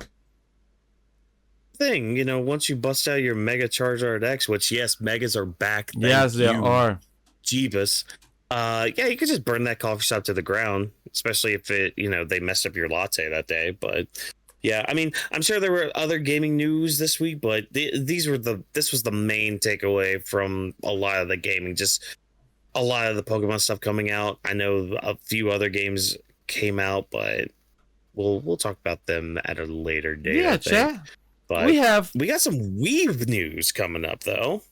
And what we got for Weebs news, we have three things. We have Haikyu, 2 new anime projects announced. Frieren Season 2 announced for January 2026. That means we're going to have a hot season next year for Off the Bench. We have Fire Force that season, The Last Core. We have Frieren that season. And I believe we have another one I can't remember off the top of my head, but I believe we have a hot one. You know what? I could check on any list while we talk about it real quick. I'll be like, hey, what else? And we're Demon Slayer Infinity Castle, first movie in the US and Canada, September 12th. And talking about Demon Slayer, we also have a collab with Major League Baseball with them. So pretty cool images. Go check them out. It's really cool images. And the fourth thing I was gonna say, we have a couple of trailers that came out today for anime and everything. There's one I was gonna mention, and it was to the beginning of the end or the beginning of tomorrow, something like that. Where is it? Oh yeah. I have it here. Like the beginning after the end or something. The beginning after the end. Yeah. There's a Windbreaker of the season 2 trailer because there's both of these animes are coming in next season. So Off the Bench, quick plug. Check us out. We talk about seasonal anime.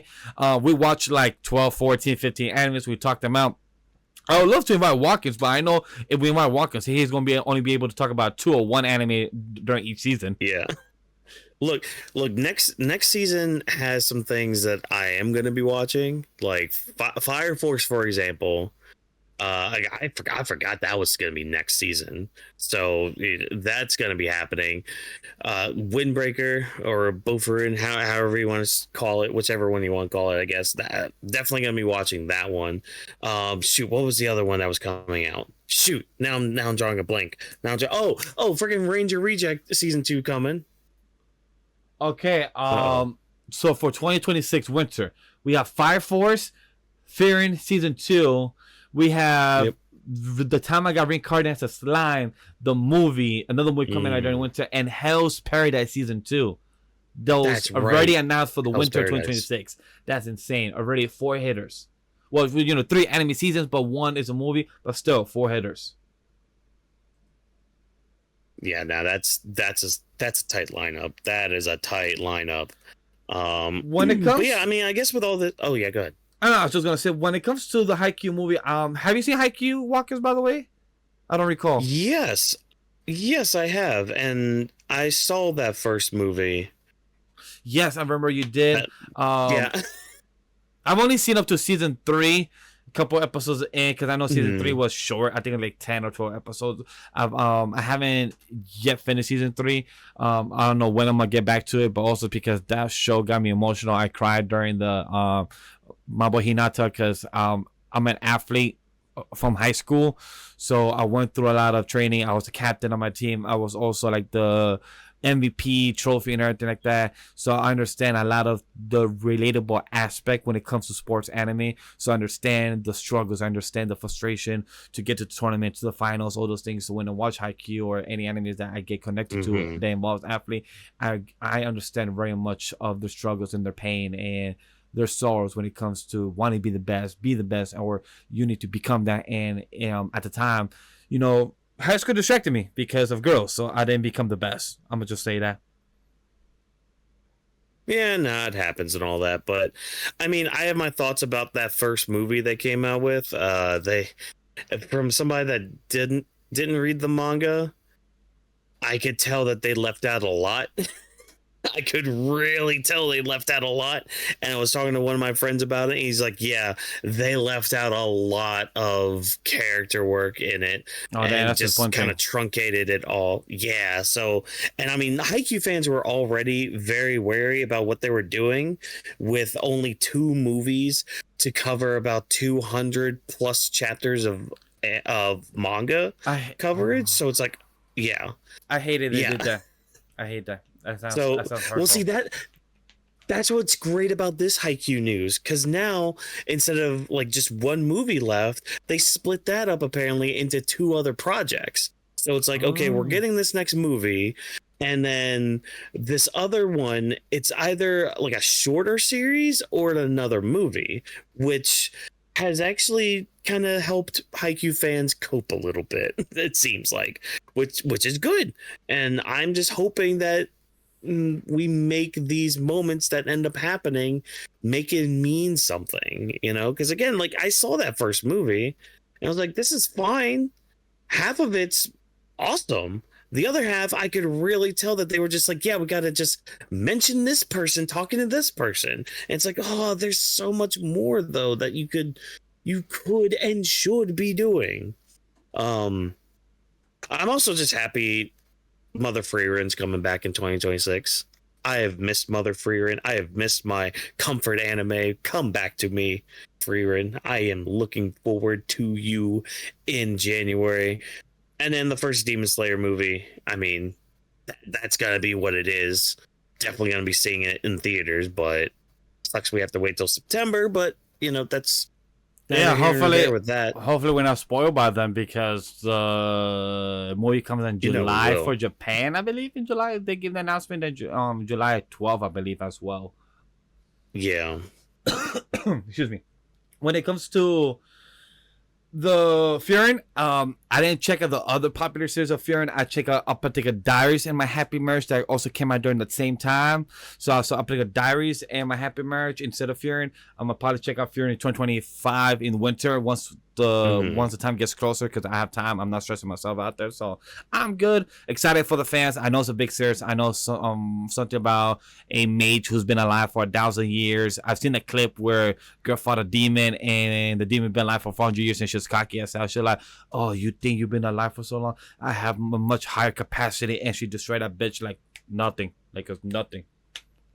Oh, it's so cool when you get to that moment, but I won't of course spoil that for you. I don't know context. I just know that one moment I saw like online clip and everything, so it's pretty cool moment. But champ, so we're getting to the meat to our crust, because the reason I'm excited to talk about this is not about 1, 2, 3, 4, 5. Nothing about the 4 things we gotta talk about. I want to talk about the 5th one the most, but I'm gonna save that for last. So we have the the media news, our media weebs, and that's things outside of the otaku news. That's out of weebs news. My apologies. And outside the gaming news, the media news is anything involving the pop culture media that needs to be discussed. Sometimes Crash be having some wild shit that we be talking about, like, bro, who's gonna be talking about a Taco Bell purple drink? That's a questionable. Like, yo, nah, I need that. I need some of that purple stuff. Like, I need some of that in my system. Look, immediately. Once it goes on sale, I'm getting it. I'm getting some, trying it, and you'll have a review here on that week's episode. Please let me know. That shit was funny. But one of the 5 news. Look, chat. We're gonna talk about 3 of them. We have 2 trailers / teasers that came out. Bambi, The Reckoning this summer. Y'all could check out the trailer reaction on our social media. And Shrek 5 teaser came out. Bambi, all I must say is, why? Just why? Why not? It's and it's funny how they call it the Ponyverse. The Ponyverse. Like, really? The Ponyverse? Yeah, dude. Yeah, dude, it all started with Winnie the Pooh. It started with Winnie the Pooh, Blood and Honey. And then we got Winnie the Pooh, Blood and Honey 2. We're getting Bambi the Reckoning this year. Eventually, we're getting the Peter Pan Neverland horror movie. And guess what, Vash? They have in store an Avengers-like crossover with all these characters. It's happening. It's going to be a thing. And you may ask yourself, why is this a thing? Well, guess what?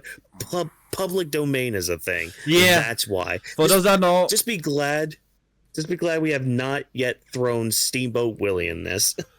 Just chat know that by year 2035, I believe, or 2031, we will be getting public domain of Superman and Batman the next 10 years. So just it's gonna be pretty interesting. Yeah. It's gonna be pretty interesting. How's that gonna go? Good luck to any of the content creators and movie filmmakers. They're going to try to do an adaptation about a Man of Steel kryptonite, but not have exactly like Superman, but have the aspect of the original concept character. So good luck on that. And the Ponyverse, go watch it. But Shrek 5 teaser, if you guys want to hear more of the backlash, a quick plug as well for Drop This Box. He posted a video this past week about not saying the flashback, what's the word I'm looking for? What's the word? Not the flashback.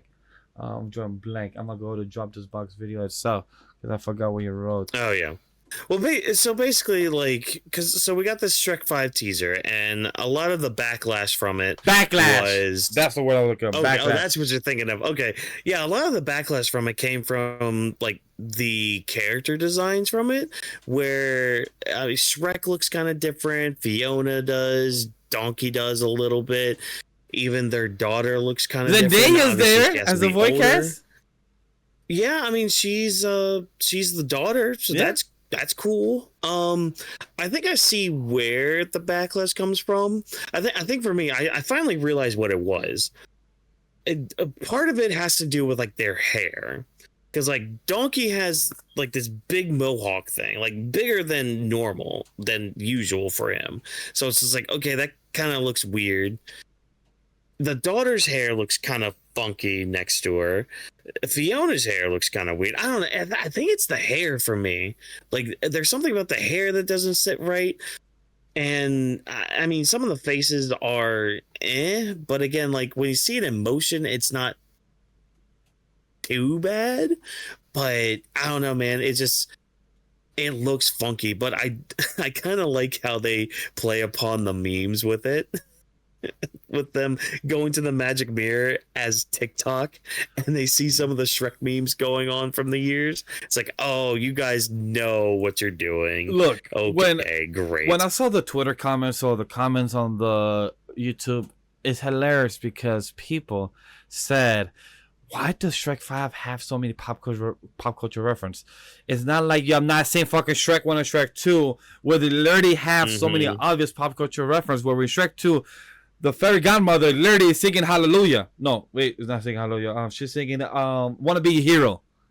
She's literally singing I Wanna Be a Hero when Shrek is literally on the horse trying to get his fucking wife back for her fucking the fairy godmother's grandson or godson. Yeah. Like, she's literally playing on the nose. How much more pop culture reference do you not want put on your plate on the most obvious way? None. Apparently look, none. When it comes to the animation of, to me, it's not really the hair or the looks. It's more of the lighting. More of the lighting of how they look of Shrek and everything. It feels like more brighter and everything like that. But I feel like, one, this is Ogres by Our Animation, aka the Pixar. Well, I say that's not Pixar. DreamWorks. Wait, yeah, it is DreamWorks, right? It's DreamWorks, right? It's DreamWorks. Yeah, thank you very much. I'm like, I have to remember whose studio was it, since like now everything's starting to merge together. But DreamWorks, of how they have evolved as well. Because one, chat, in case you don't remember, Shrek came out in 2000s, in 2002, 2005. That's literally 20 years ago. We're on Shrek 5. Shrek 3 and Shrek 4, to be honest, I do not remember. I need to rewatch them. That's honestly it. That's one. 2, the lighting, like I said. 3, the animation has grown 20 years later. And we only had a teaser. I believe the teaser was what? Like 40 seconds, I think. Let me see. I don't even think it was 40 seconds. It might have been like 30 seconds. It wasn't 27 seconds. 27 seconds the trailer was. And it wasn't even that much. So for you to decide only by how they look right now, one, Fiona and Shrek are fucking older. Their parents, Donkey, has fucking like 5 kids, I believe. Him having a mohawk that tall is like, man, that's called being adult. You're stressed. Your hair lost or technically grew taller like a mohawk. Why? He's a donkey. He talks. I don't know. So by the 27 second teaser that we only saw them probably for 18 seconds, is not the worst thing, only by teaser alone. Maybe once we see the visuals more, but they're moving and animation-wise, how it looks in the lighting, then I could have a better opinion. But everything is validated by everyone said. The Zendaya, the hair, the character Shrek lighting on the forehead, it just really bothers me. Something about it, I feel like it's too bright. Or maybe there's like a lamp over their heads that just looks like that bright on them in this image that we have. So who knows in that aspect. But other than that, when it comes to Shrek 5, I think once we get the trailer, once we get the actual trailer, we'll have a bit more to kind of go off of what this movie's gonna actually look like. Quick side thing, Daredevil Born Again 2 premiered this past Tuesday night. I didn't get to fully watch it because Disney Plus wanted to be a bit funky on my TV and not play, and I don't want to watch it on my small TV, honestly. So I want to watch it on my big TV, and it just has a bit funky issues that doesn't want to work. So I cannot put too much comments, but stay tuned for our social media, or we might have a video next week when the new episode come out. Whawkins, any quick thoughts about Daredevil? Because I know you haven't watched the original series. I haven't watched the original series. I watched the first 15 minutes of this show. Oh, how was the first 15 minutes? I mean, I thought they were fine, but this is also coming from somebody that didn't watch the original Netflix show, which a lot of people are mixed about what they did just in the first 15 minutes, but I won't go on much longer with that because it's a big spoiler, and it's something that you're either gonna be fine with or rage quit out of it. It just kind of depends. Like I have behind me, you're gonna either hate John Cena heel and cry, or you're gonna be emotional hurt and just enjoy the ride. Yeah, you're either gonna be a Cody crybaby or you're gonna be along for the ride. Either one. Exactly. All right. The last 2 things that we're going to discuss is Disney Animation no longer will produce Disney Plus projects in long form. It will only be released in theaters. You know why we're talking about this, chat? Is during the pandemic, some Disney executives, including the CEO Bob Chapek, pressed its various film solos to make original content for Disney Plus in order to grow subscribers. Guess what, chat? Disney Plus, when it first launched, is what it's telling you. They only care about the money. They didn't care about what they produce or the quality to come out for their streaming platform. Like other streaming platforms like Netflix and others, they actually care about the production and care what was coming out to forth. But guess what? Disney didn't do such a good job because they have many good projects on Disney Plus. I haven't watched all of them, but I know they have really good projects that were indie. And guess what? They didn't also have good marketing, good promotion. There's no clips or teasers a lot for a lot of this single projects. I know Raya of the Dragon was very good from a lot of people. I have not seen it, but I heard many great things about it. I know other projects that came on Disney to get no traction as well. So it's very disappointing about it because I know one of the other projects that was supposed to be I'm putting the report. Well, pun intended. The report we're talking about is from the Hollywood Reporter. Is the source that we are talking about, and the decision to shelve Tiana and the unanimous Disney Plus movie followed last year's news that Pixar will no longer prioritize developing long-form episodic content after the release of Dream Production is a win or lose on Disney Plus, and that is very disappointing. Any thoughts about this, Whawkins, from the article or just anything personal opinions? I mean, it just kind of sucks that they're just not gonna do some shows and all that. Like this Tiana show, for example, it was first announced like the end of December of 2020, so like December 2020 and all that.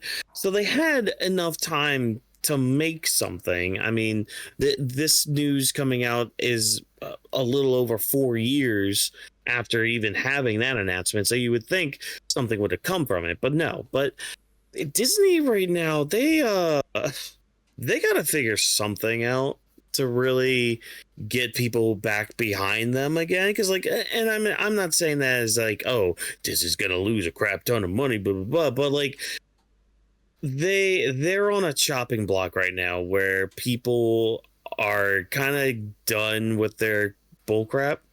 And that's putting it lightly too. Like you could talk about the parks with it. You could talk about a lot of like their media. Like we're just touching on the Disney Plus, like straight to Disney Plus stuff right now. If we want to talk about the MCU and what they've done, if we want to talk about Star Wars and what they did, if we want to talk about their parks and what they're doing, like we could be here for hours going on all of that. Like,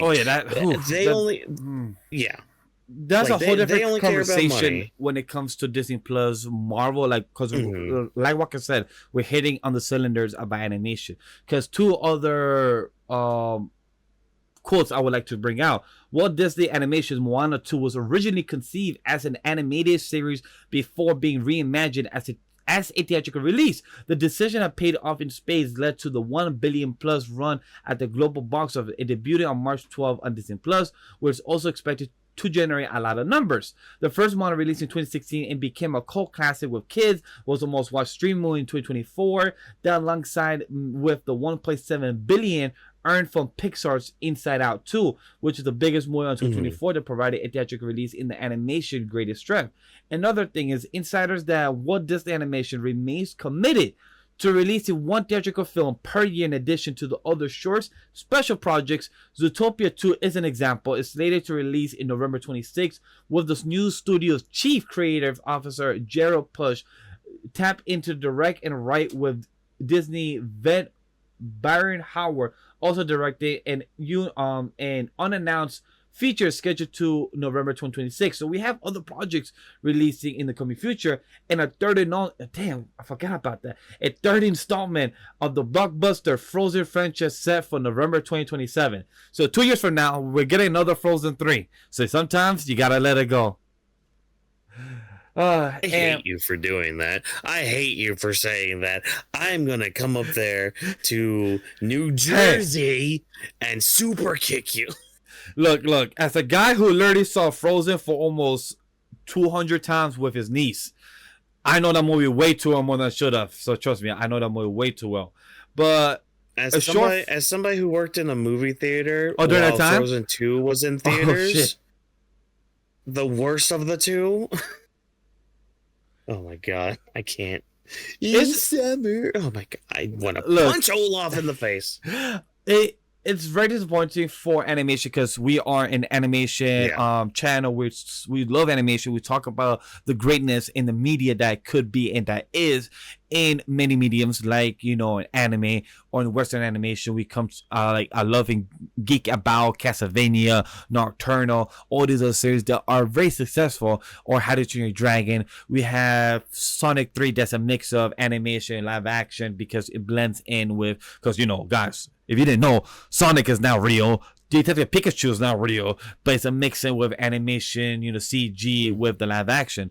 So it's very disappointing to see that Disney Plus try to venture out into a successful platform, and they decide to go over quantity over quality, and now that they see that the income or the subscribers or the viewership wasn't as high as they wanted. That's very disappointing, because as somebody who is the CEO of a company and is recruiting people, wants to see success, data is very important for numbers. I get it. But when it doesn't expect, and you just want to see, oh, this didn't succeed as this other project, you can't sometimes always compare data compared to other projects are not the same. But when it comes to failures and people that had great ideas and other success in other series, just because it didn't get the viewership, you can't just blame the product or blame the people. You also got to blame the marketing team. You also got to blame not putting them out enough teasers or posters, because sometimes not everyone is on Twitter, not everyone's on IG, not everyone's on all platforms. There is somebody like myself who's a content creator, don't also see other series being announced or being shown on Disney Plus. I'll just sometimes go there for one thing, but then when I see things being shown, that's on you guys. Your job is to show more of the marketing, more of the content that we're supposed to be watching. Yeah. So just promote a little bit more. Like Vash said, I would much rather quality over quantity. You know, actually take some time, tender loving care to your product, because then you can get stuff that gets people excited, gets people wanting to check things out, and you can make even more of that. Like, that part I never got that. It's just like, part of me does get it. It's like, okay, we want more of this thing because it made us a buttload of money. Great. Let them take their time to make it. Like, you'll get your money. I promise you'll get your Frozen 3 money.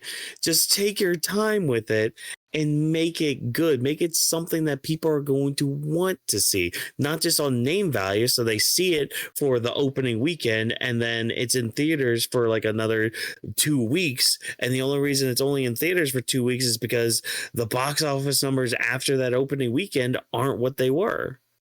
And they aren't keeping up and all that. And like, you keep seeing time and time again, like, Disney's not making back a lot of their money from some of these products. And I mean, it sucks, but I mean, something's got to give with it. And I mean, it sucks that people possibly lost their jobs from this too. But I mean, hopefully something will just come out from this, something better. You know what? I'm gonna use this as a perfect segue. You know what? Something that we shouldn't no more have, because you know the quality has diminished. Right. What time is it, guys? So, what year are we in? 2025. I don't remember the last good Oscar was maybe like 2019. Honestly, 2018 maybe was the last good Oscar, because Chad, if you don't know what I'm talking about, the Oscars happened this past weekend on Sunday. This was the 2024 Oscars. 2025 Oscars. We're talking about 2024 movies that has come out in the past year, January to December 2024, and this Oscars was so not good, honestly. Poor viewership. Have less viewership than the fucking Super Bowl and other award shows, and it's becoming so forgettable. Because as somebody who's, before we did anime podcast, before we did anything, I used to watch other content creators that, if you guys know these, as Christian Harlove, Jan Campia, other moviegoers, reviewers from Rotten Tomatoes, John Roca, all these people that I grew up watching that has made content involving about the Oscars. I used to watch them. Shmo Snow, all these things. I used to be on top of them. This was my game. I used to be so much on top of these Oscars, the Golden Globes and everything. But over the years, sad to say, but I stopped giving a fuck. I just literally go see the highlights, or I just go see who won. For example, the one person I want to give a big shout out to is Zoe Saldana, who's a Dominican, and cry, got emotional, and reach out to her like, yo, mom, where you at? In the crowd. It was beautiful. I am dating I'm dating a Dominican woman. She's my partner. She's my girl's my fiance, and I can understand as somebody who's Hispanic, Latino, and I told myself as a joke that in 20 years, by the time I'm 40, 50, I will win a animation award, and I would literally, have the slap of Anime with Studio was part of that production. We have did the animation project. That's something I would love to say in the near future. So by then I have I'm 28, so I have 12 years left to reach the minimum of that 40, and then if you add another 10, I have a good 22 years left to reach that goal to become that Oscar worthy winning. I'd love to be there, like Guillermo del Toro. I love to be like the other people that's been there and has made that path. But the Oscars, who knows if the Oscars still even exist by then, or we need to revamp that shit. So my question to you, Whawkins, because I know we're not going to dive too much into political stuff either that has happened in the night, but what do you think about the Oscars? Have you ever cared about the Oscars over the years? Do you have any attachment to it? Like I do, who has always been like a movie girl, a movie goer, and it has been part of talking about conversation about releases. Oscars was one who deserves it, because we used to have 10 nominees, now we have only 5, and it's just weird nowadays with how they're choosing and the mistakes they have done over the years, and has been more of what happened a couple of years ago with Steve Harvey making the mistake, what happened with Moonlight and the Will Smith slap. All those things has been very rocky. Have any complaints or thoughts about this? I mean, the thing with the Oscars, and this is just kind of my thing with awards shows just in general, I'm not a huge fan of award shows. I think they're kind of pandering a little bit. I see what you're saying. In a way, but I do understand the positive aspect of it, where it's just like, okay, yeah, you want recognition for your work. You want that thing to be like, yes, I worked hard. I earned something for what I produced and what I was able to get out there and all that. Now, when it comes to the Oscars, I'm kind of the same boat as you. I'm just like, I'm kind of done with that aspect of it, especially because like the thing with like the Academy Awards stuff and all that, it's really just a money grab for a lot of things, like a lot of like backstage politics, if you will, when it comes to Hollywood, because it's like, all right, how much have you paid the Academy this year?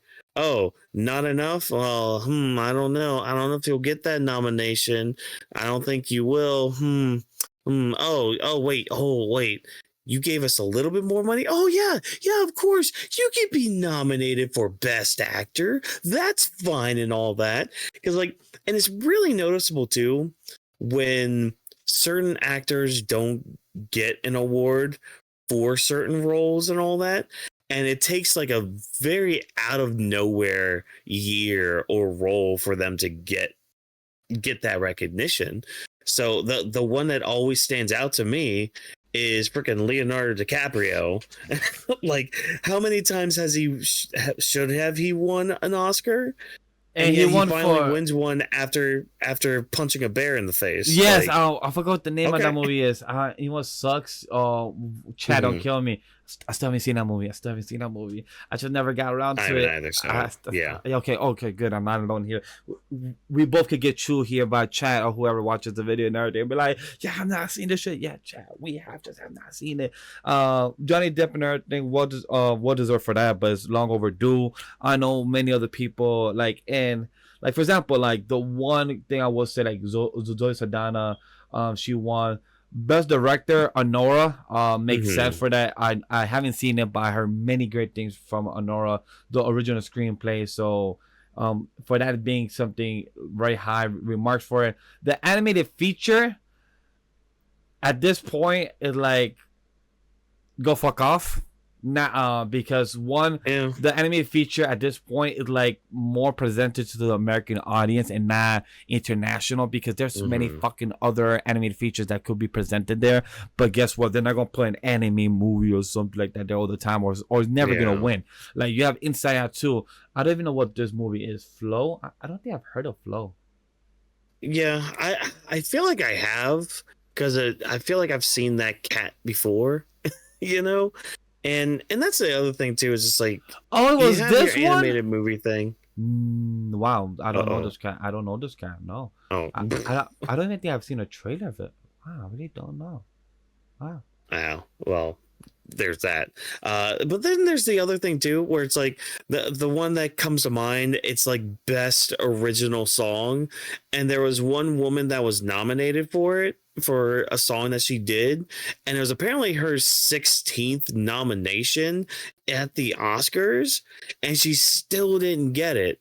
And I mean, she at least spun it in a positive way, just kind of being like, yeah, I've been here 16 times and I'll eventually get it. You know, I keep getting nominated. So eventually one time I will actually get it. So it's just like, you know what? I see the positive attitude with it, but it would be great for you to win it. That'd be cool. I mean, yeah, get recognition.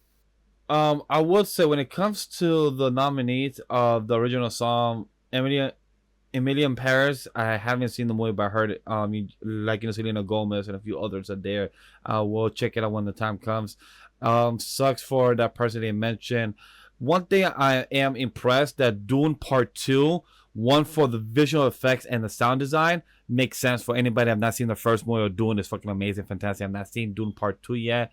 For the visual effects, I'm kind of shocked that Kingdom of the Planet of the Apes did not win that. For anybody that doesn't know, all those motherfucking like, what the fuck? Really that's the apes. That's the fucking apes. Yeah, literally all of them, except there's like probably 3 or 5 humans or a few humans there, but most of them are apes. Telling me that shit's not gonna win. But I guess Dune Part 2 had good visual effects and the same. The same. I don't know. I guess the currency in Dune is a lot easier to translate rather than getting a banana from a monkey. So I guess that's why. Congrats for the costume design for Wicked. Makes sense. And for anybody I've not seen the movie Wicked, the fucking damn costume design was fucking amazing. I've seen it, so congrats in that. The production design as well was won by Wicked, so it makes sense in that aspect. The original score, I don't know, this movie is called Brutalist. I don't know much about that one. Haven't done the research of what that movie is, but the cinematography was also Brutalist. Huh, pretty interesting. What is the fuck is Brutalist? Now that it has 2 awards. Now just see what the hell is this. The Brutalist. Oh, okay. I've seen trailers of this. Okay. It's like a mafia film. It seems like it's one of the old school films. It's a drama history film. Okay, makes sense. 3 hours and 35 minutes. God damn. Wow. Damn. Shit. Damn. Wow. That shit got me shocked. But the Oscars, it won. It happened. We're not gonna go on a full breakdown on who won this and that, because I know me and Whawkins have not seen much of these movies, much of these trailers, or know who has done what, or we've been very lackluster when it comes to the movies last year to see what's going on about the Oscars. So I can't really much on. Plus, no Will Smith slap. So what's the point? Yeah, what's the point? In the end, look, chat. Let us know down in the comment section. Does the Oscars should even continue? Does anybody care about the Oscars? Have you even watched it? Because this is what, like, the 92nd or the 98th of the Oscars, I believe. Yeah, so they're getting up there. We're about to have the 100th Oscar, which, oh, God help us all. Whoever's involved in that one, and whoever's on the red carpet. Oh, the 97. This was the 97 Oscars. Wow, I was close. I think 98. Okay. So 2028 is gonna be the 100th one. Holy shit! 2028 is gonna be an interesting year, because damn, that's also gonna be the new election. Holy fuck! Oh my god, 2020 is gonna be interesting. 2020 is gonna be interesting. Get those pockets ready, Hollywood. Exactly. But you know what, chat? This is a perfect time to wrap up our show. To say goodbye. Because hey, this is a perfect time to end our show. Transition to the conclusion, transition to outro plugs, and the last thing that we didn't mention at the beginning of our show. Because I know chat's like, yo, Vash said something about an announcement. Where's that fucking announcement at? What is it? Because chat, the time you're watching this episode, we are episode 170 on a Thursday 8 p.m. release, but next episode 171 will be released, I believe we said either Tuesday or Wednesday. We haven't confirmed where we're gonna sit on it, but we're gonna either put it on a Tuesday or Wednesday morning. We're gonna try something out because we recorded on a Sunday to have it on a Tuesday Wednesday. In the future we're gonna bring back another podcast, trial and error. So because we have been having it on a Thursday and then evening 8 p.m. but then grappling the week comes out of time, so we don't want no conflict. So hey, we want some traction to come out, we want some consistency, so we have content coming every day. So go check that out. Current podcast on Thursday 8 p.m. but then the new show will be either Tuesday or Wednesday. You will see it premiere, you will be seeing it coming out. I don't have exact date, so that's wrong on me. I'm sorry, I don't have the exact date, but just know next week we'll be coming on a different date. And Whawkins, how did you enjoy this episode as a duo? It's the first time. Honestly, I had a fucking great time. Yeah, I mean, hey, we even had a visit from the man god himself, so it was a great time to have, especially, getting the blessing of the man god himself. But we had good uninvited visitor. He's gonna get a nice ear mouth from me later. They'll be like, sir. It's fine,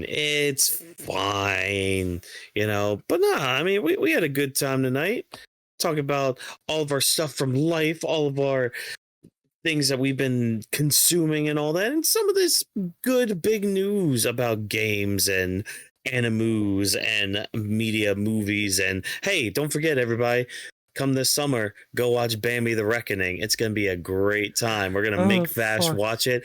Not only that, he's gonna play a horror game around October time. Maybe I don't know.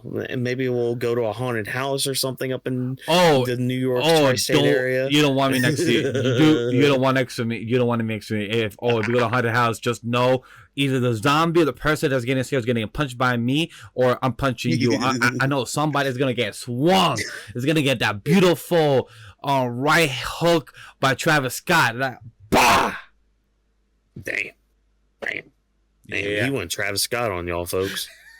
Whoo, for those that know, I've been covering him the whole time. He's right there. I've been covering him the whole time. Who is he? Nah, I'm the third member, chat. I'm the humanoid typhoon. That's just that P. He's gonna be about love and peace. He's gonna be swinging the right hook, breaking the eardrum, and giving you the black eye. If you know, you know. He's gonna become exactly what people in that show wanted him to become. He came Homelander. But look, chat, if you like what we saw, stay tuned for next week because we're going to be having a theme coming soon. Maybe a tournament, maybe something to talk about who's the best waifu, maybe who's the best character. We're going to be having a discussion, chat. Let us know what you want our theme for March. We are cooking. If you know what I gave you already, teased to you, let us know down in the comment section and below. Other than that, let's get straight to it. Thank you for joining for us tonight. Take the time to listen in. Thank you for the podcast is presented by Anime Weeb Studio. Production team is Vash, myself, and everyone else behind the team. Special thanks to our producers. Don't forget to follow the socials to the brand of the team. All the links are down below in the description. Lastly, share, like, most importantly, give us feedback and let us know what your thoughts are on the episode. You guys are what make the show possible and help us succeed. On behalf of everyone at Anime Weeb Studio and Anime Lately Podcast, we thank you for joining us in this episode, and we see you later. Go Bambi the fucking Reckoning and eat people.